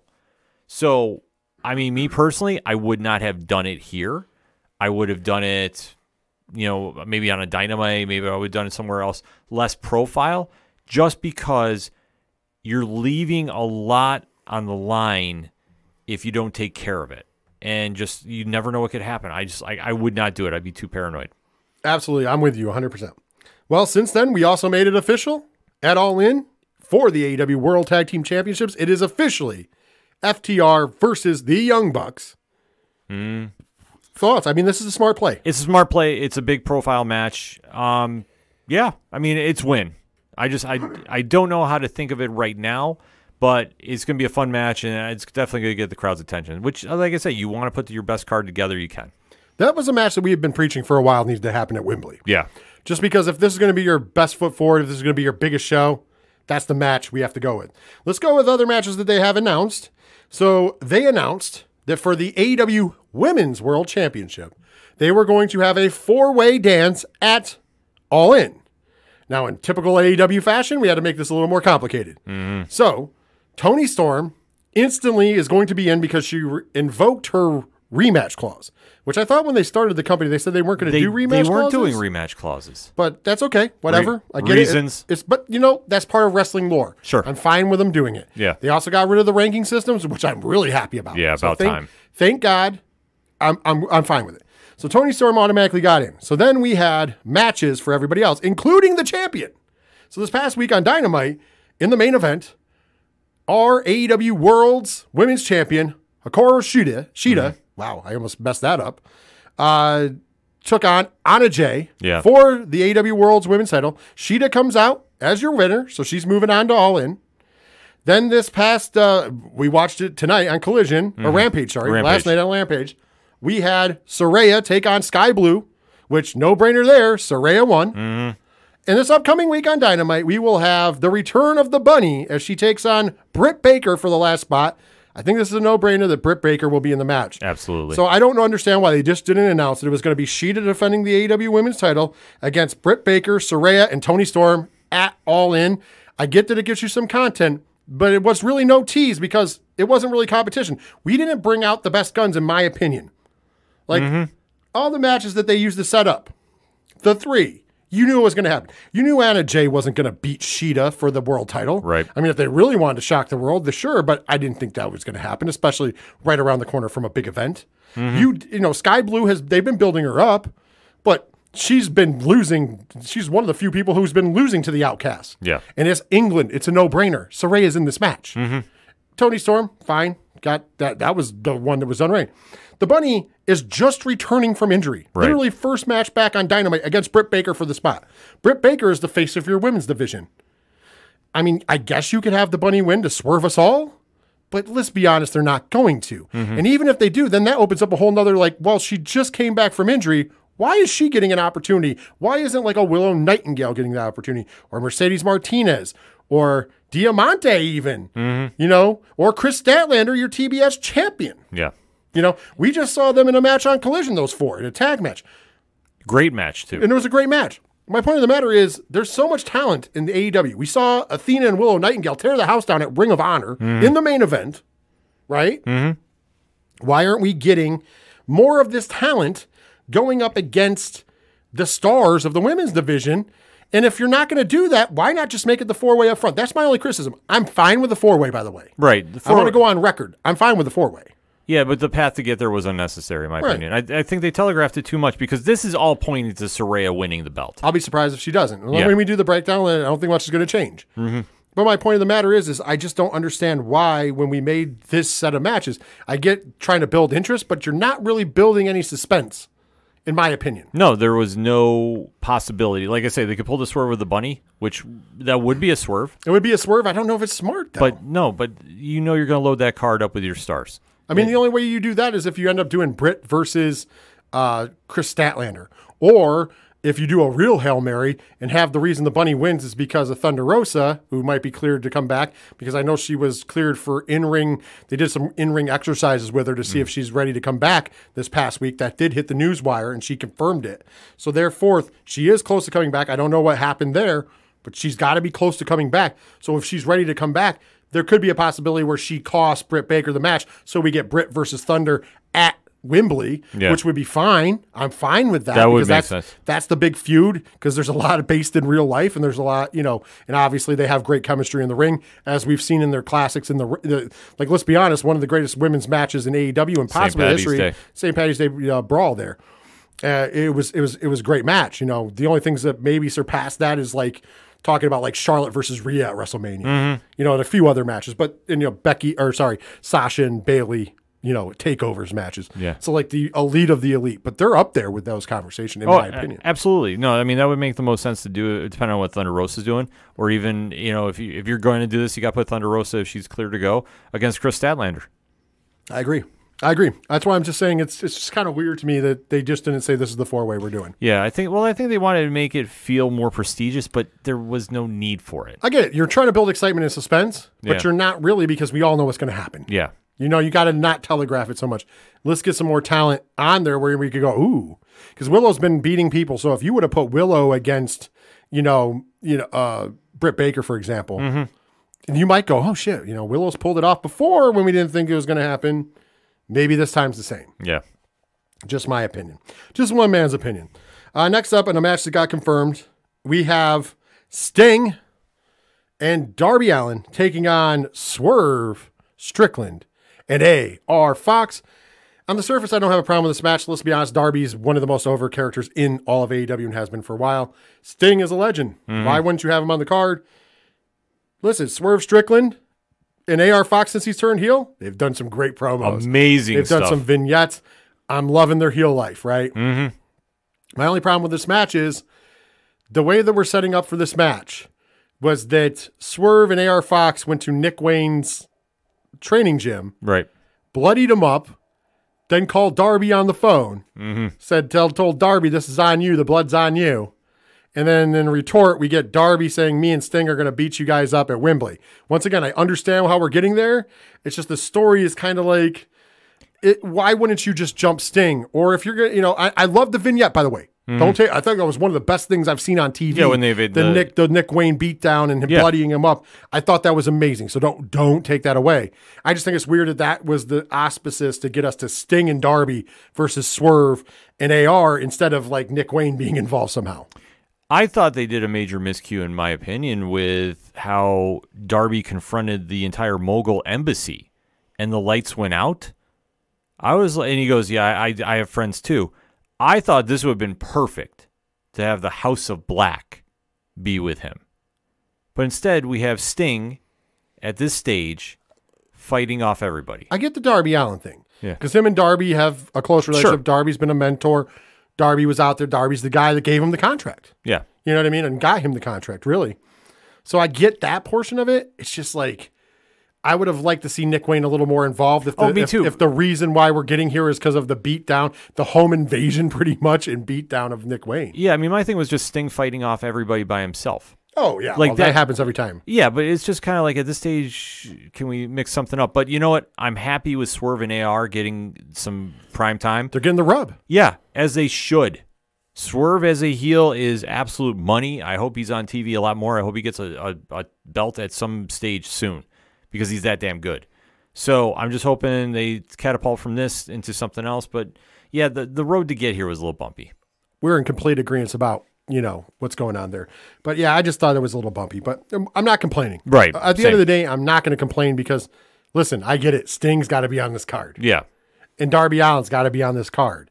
And it's good that we're going to get a rub for Swerve and AR. Mm-hmm. That's good. I just thought it was weird that we made this big jump. We took the scenic route. We took a big jump here. And a great vignette. Yeah. I just really thought that maybe do a 6-man. Just somehow I think Nick Wayne should have been involved. Or maybe Nick Wayne and Darby Allin with Sting in their corner. And then you can just have Sting get involved. Yeah, because I know they're having the tag match with Darby and Nick this week against... the Gates of Agony. Yeah. Yeah, Gates of Agony are coming up to take on Darby and Nick Wayne. So I'm just kind of like... That's why I'm kind of like, I wish it was those two and then Sting outside and then let Sting get involved. Yeah. Because that's all we want to see is Sting get involved. We don't need him in the match for that. Because, I mean, let's be honest. Last time we saw him no-sell a 630 through a table through a floor. Yeah. So it is what it is. But I get it. It's Sting. Right. He's a legend. He's an icon. He deserves it. I mean, it's a no-brainer to put him on the card. So it's not like I'm upset about the booking. Right. It's just how we got there. Now let's jump into the weeds a little bit. There is some speculation out there. Oh, actually, before we jump in the weeds, the one last thing that's not speculation.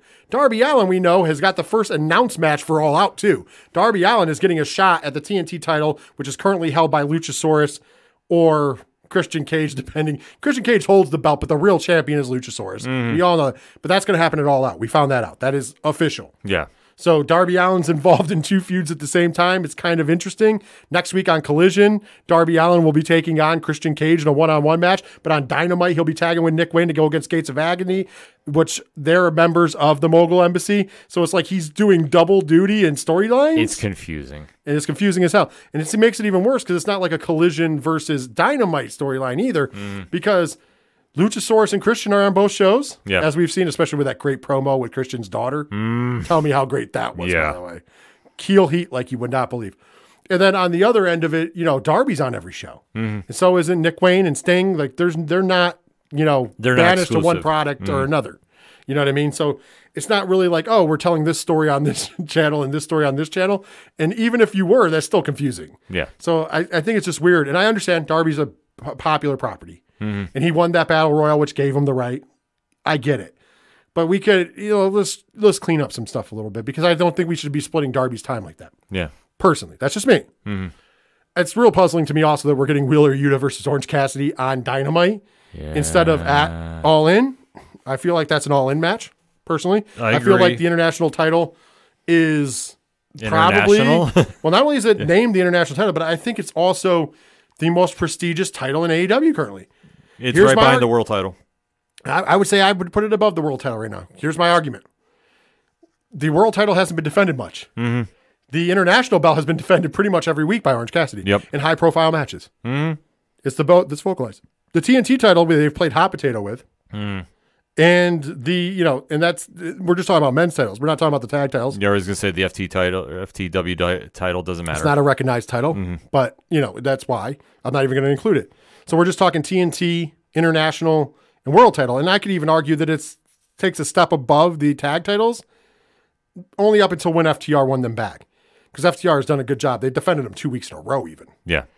So giving them credit there. But, I just think Orange has put that belt over, and it deserves. Now, maybe this is going to lead to something bigger at All In, so I'm just going to hope for that. Mm. Now let's get in the weeds, Ken, because now we have a match for All Out that's official. We just told you all the official news from All In.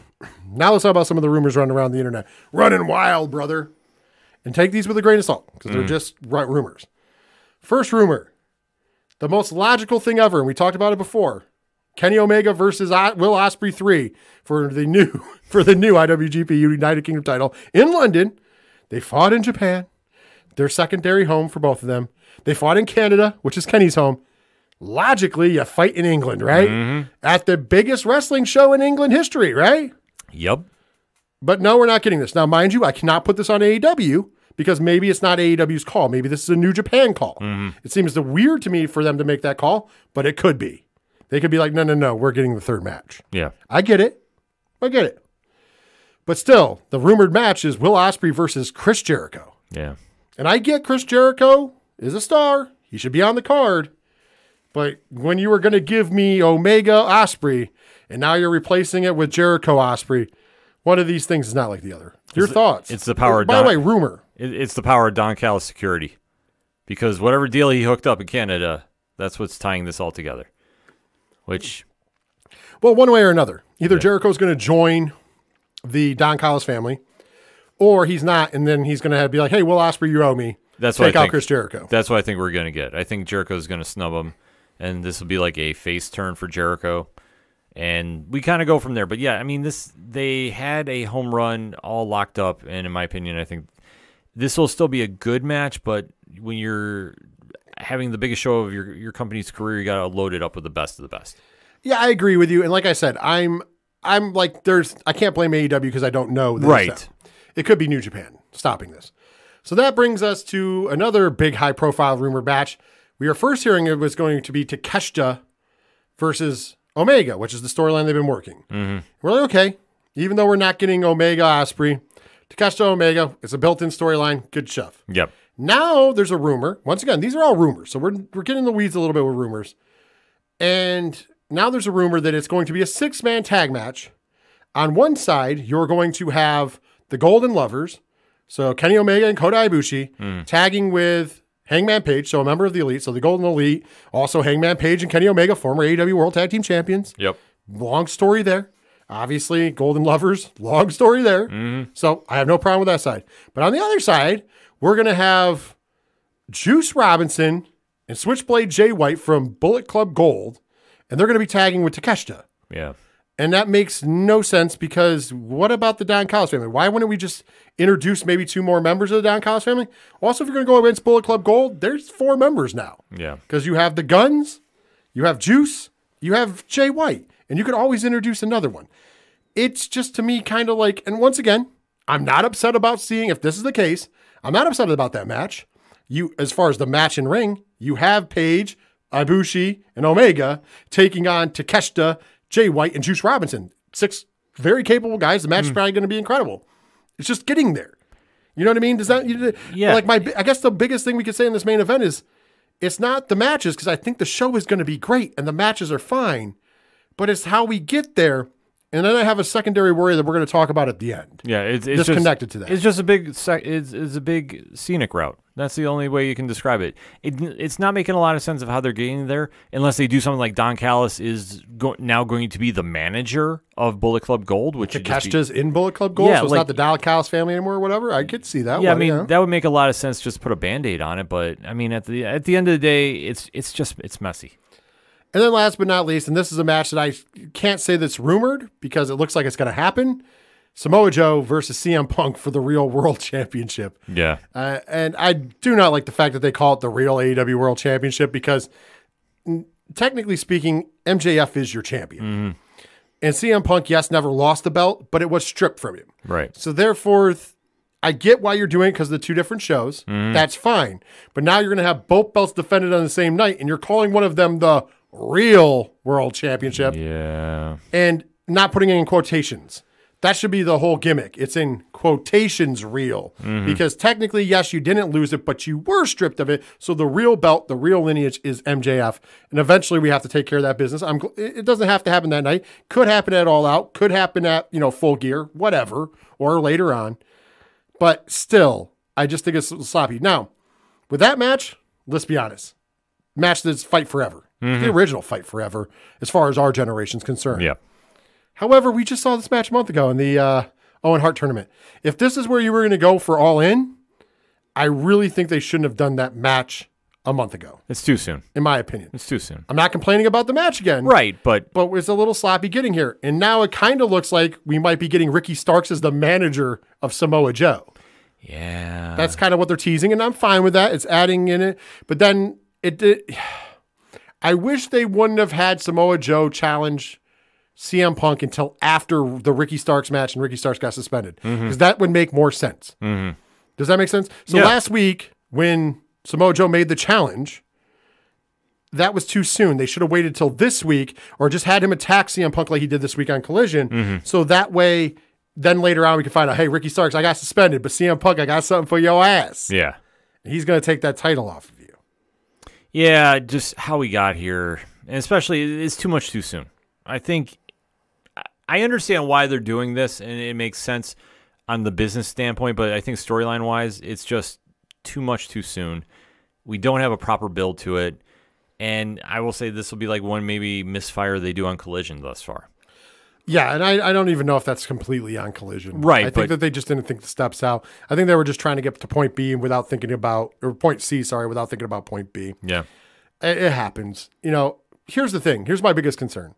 And I know it sounds like we're down. We're not down. I think No, it's no, going to be it's a great gonna be a great card. card. Here's the thing. The fact is you're booking the show for me and for wrestling fans like me.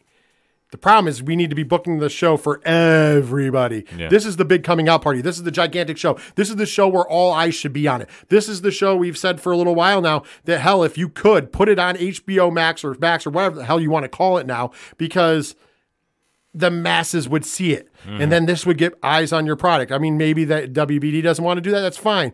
But still, give people a reason to buy $50. For you and I can, and for and a lot of the people who listen to this show, we're watching a lot of different wrestling. We're fans of all these different wrestling. So when I hear that I'm going to get to see Kenny Omega team with Kota Ibushi and Hangman Page to take on Takeshita and Jay White and Juice Robinson, I don't need a storyline. I'm just like, oh, this is going to be a match I want to see. When I hear CM Punk versus Samoa Joe, this is a match I want to see. When I hear, FTR versus the Young Bucks, I don't need a story. This is just a match I want to see. But what is drawing people into the product is coherent storytelling. And right now, in my opinion, the only real coherent story for All In is MJF versus Adam Cole. Baby. And am I wrong? No, you're not wrong. I mean, that's the only one that fans are talking about for the right reasons, because it's got a great build, and you're now hooking people into watching it. It has slowly become your best storyline, and you should be modeling everything else you're doing after it, because it's got build, it's got connection to the fans on that weird emotional level. And I got to give credit. AEW must be listening, because we said, hey, listen, stop announcing matches the week of or, 10 days out. Let's start announcing them early. And they did. They started a month early. So giving them credit. But once again, you got to give some substance with that credit. What they're giving us is the sizzle. They're not giving us the steak. Right. And that's my fear for Wembley. As a wrestling fan, I want this show to live up to that moniker, the biggest event in pro wrestling history. I want it to live up to, people at home, hopefully you've listened this long. I want it to be the greatest thing I've ever seen. Yeah. I want it to be 80,000 people in Wembley or more. But 80,000 is where we're at pretty much now. I think they're at like 78 or 79,000 last Something night I like saw a that, check. yeah. So I'm just going to say 80. I want to see 80,000 plus in Wembley. I want to see them loud. I want to see them screaming, and I want to see the best show you can sink your teeth into. But my fears are, yes, for wrestling fans like you and I, and for probably a lot of you that listen to this show, we're looking at this card going, oh man, this is good. This is good. But the, Joe Casual down the street. And I understand people are like, well, why do we care what casual fans? Because you need to bring new fans in. Yeah.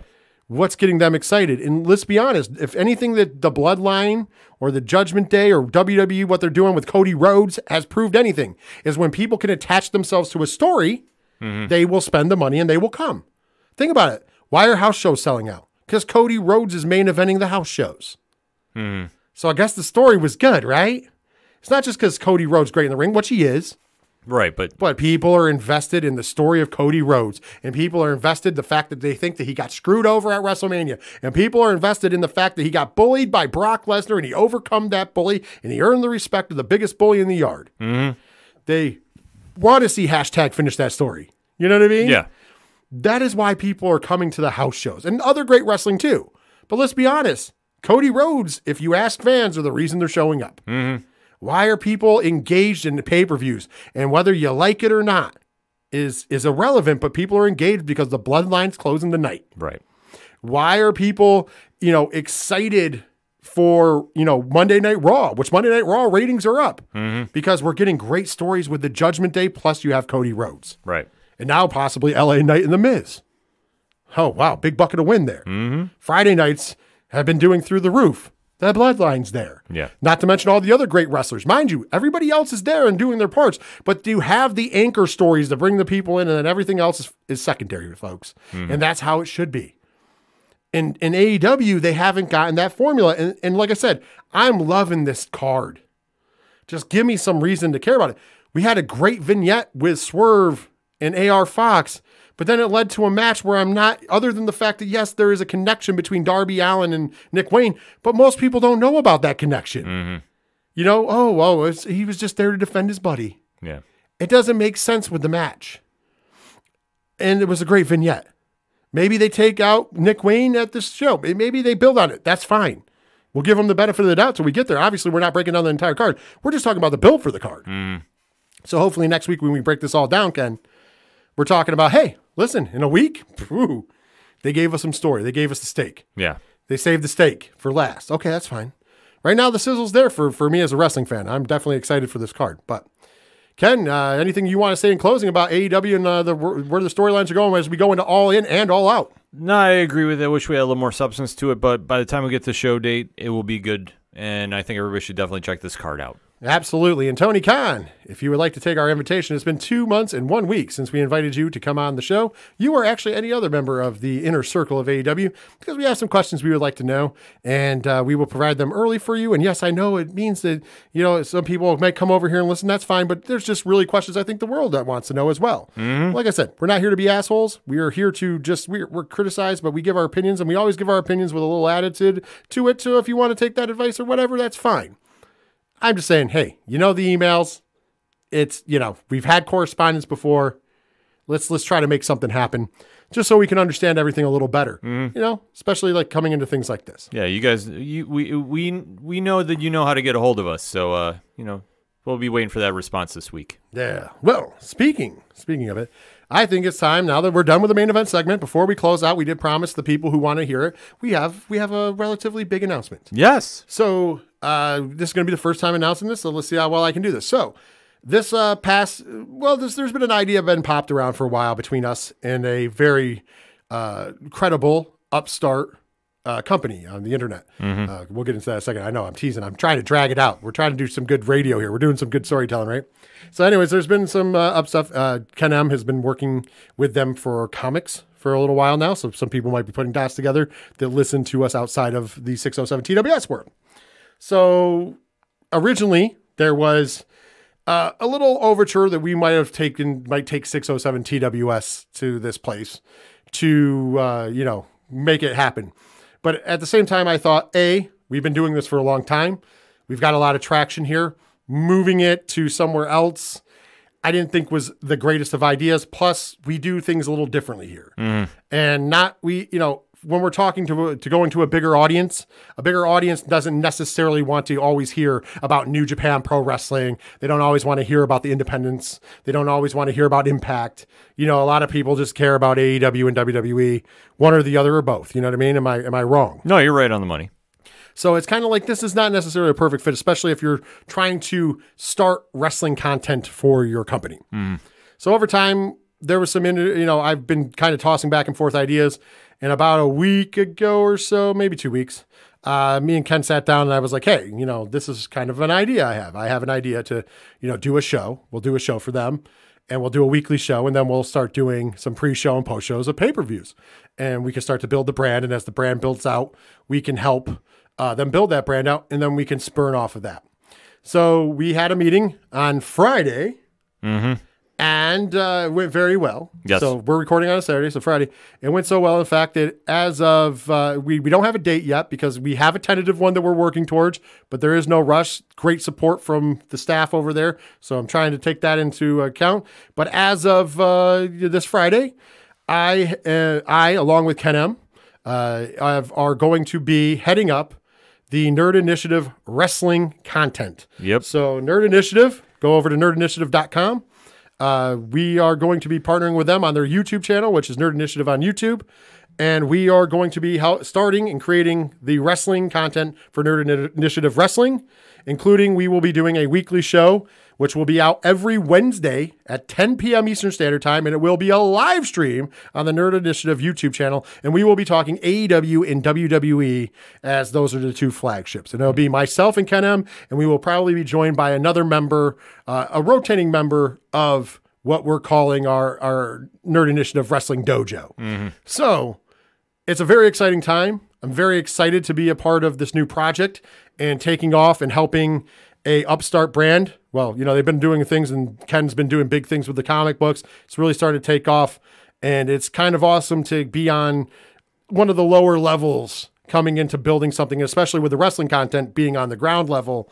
And I'm super excited about it. Ken, what's your thoughts about us joining Nerd Initiative Wrestling? Yeah, this has been something to kind of piggyback off of what Rich was saying. A little over a year, they've been making a lot of waves in the pop culture content. And over time, there has been a growing increase of wrestling content inquiries that we've had a lot of people that have been supporting the site saying, hey, are you guys going to cover this? Are you going to do any live shows, what such? And the idea got floated out this summer, and the feedback was very, very positive. There was a big demand for it, and Michael and Tony and the rest of the team over at Nerd Initiative wanted to reach out and talk to Rich and myself about what we could do for the brand. And obviously, if you've been following the comic book realm, you know that we have made a huge dent in comic reviews, comic coverage, and everything that you need to know, including our live stream show on Tuesday nights, Turn a Page. So we're bringing some of that magic in the land of pro wrestling, and we had the big meeting on Friday, so it is official that there is going to be wrestling content coming to Nerd Initiative. So if you're not following right now, nerdinitiative.com, I have a link right on odphpodcast.com. So if you need to get over there, drop that subscribe. You definitely don't want to miss it, and it will be coming soon. We have a tentative date that we want to get it up and running by, but we want to make sure we do it right. So stay tuned, drop that follow now, and get ready because if you're not, trust us, we have a lot of things in store, and it's going to be big, and you definitely want to take notice. So as far as your 607 TWS audience, we just want to let you know we're not going anywhere. Yeah, we're staying put. 607 TWS will still be bringing you, the takes that you're used to, the opening bout, the mid card, the main event, but we are probably going to be able to shorten the shows a little bit, which is nice, because we'll be giving you that extra content elsewhere that we hope you're tuning into. So when we start, especially, we are going to be doing pre-show and post-shows for every major pay-per-view and PLE for AEW and WWE. So we will no longer technically be breaking them down here on 607 TWS. We'll talk about them as the build-up like we just did with AEW for All In, but we might not be breaking down the entire card. What we might be doing instead is diving into more of the things that you guys have been asking us to dive into. That means maybe more deep dives into Impact Wrestling or New Japan. It means maybe talking more about some of the news and dispelling rumors and doing the the things that I know a lot of you guys like to hear us do. And sometimes, we've even been told, hey, we want you to kind of bring back when you used to go off and talk about just random subjects from the past or whatever. That's going to free that up on the show. It's also going to clean it up because I know some weeks, because the wrestling realm has a lot of news and we're trying to chuck it all in, this show it reaches 2 hours. Yeah. And I get it. And I know that you guys, the most of you guys who are listening and have been with us for a while, thank you. You guys like it and you've told us, whatever. But I feel like getting it down to an hour and a half and giving you more of what you want to hear with more of our takes on the actual things going on is going to be better, because with doing pre and post game shows, you can tune in and still get that complete breakdown, but you can tune in for us doing it there. And that when that starts launching, we'll get more specific about it. But like the pre-shows will be on early enough in the day that it won't affect, watching the show. So even if you work, you can come home, watch our pre-show, and then watch the pre-show for the actual event, and then watch the event. And then after the event's over, if you want to get it that night, 15 minutes after the event's over, we're going to be doing the post-show wrap, talking about the whole show. But if you want to go to bed, because sometimes these end late, I get it. The next day, you can watch it on YouTube, or even throw your earphones in and listen to it on YouTube. And we may even make those available through the 607 TWS feed for the shows we're on, because we've been talking about that as well.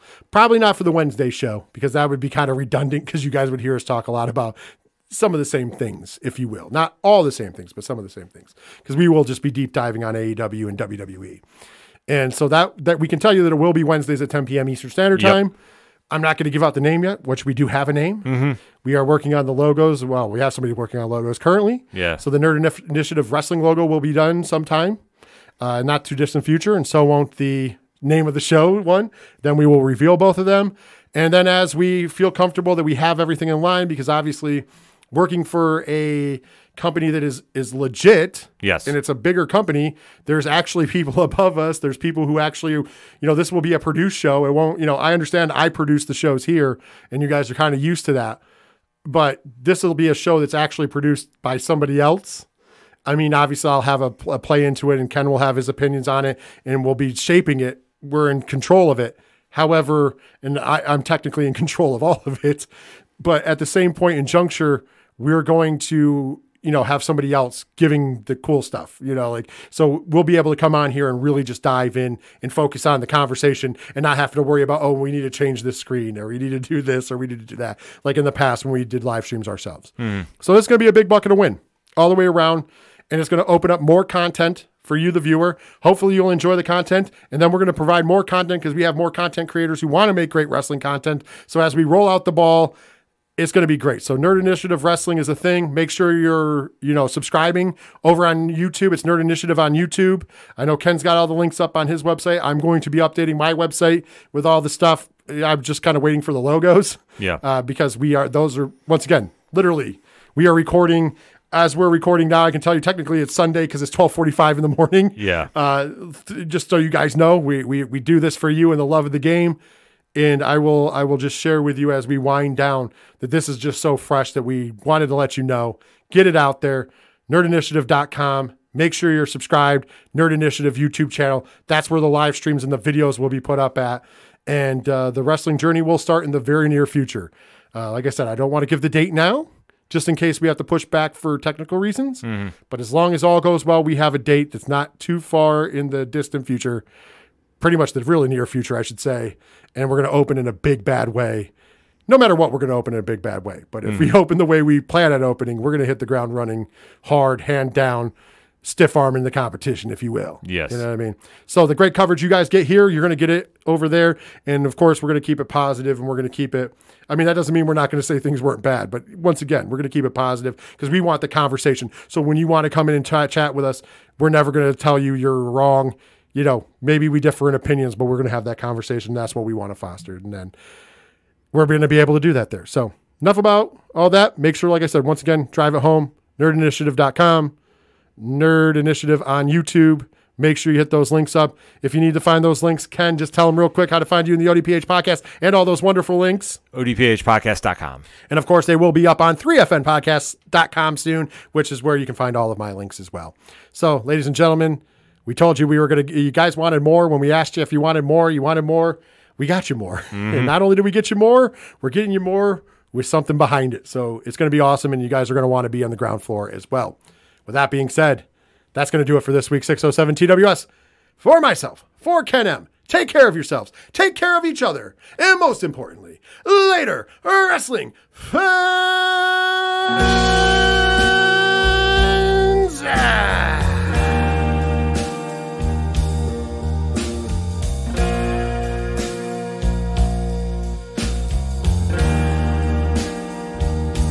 If you take my hand, we could order Chinese food, get high, and then watch New Japan. Rainmaker, my heart so damn hard I can no longer stand in this room. I'm starting to swoon. The walls made of neon, but I can't stop looking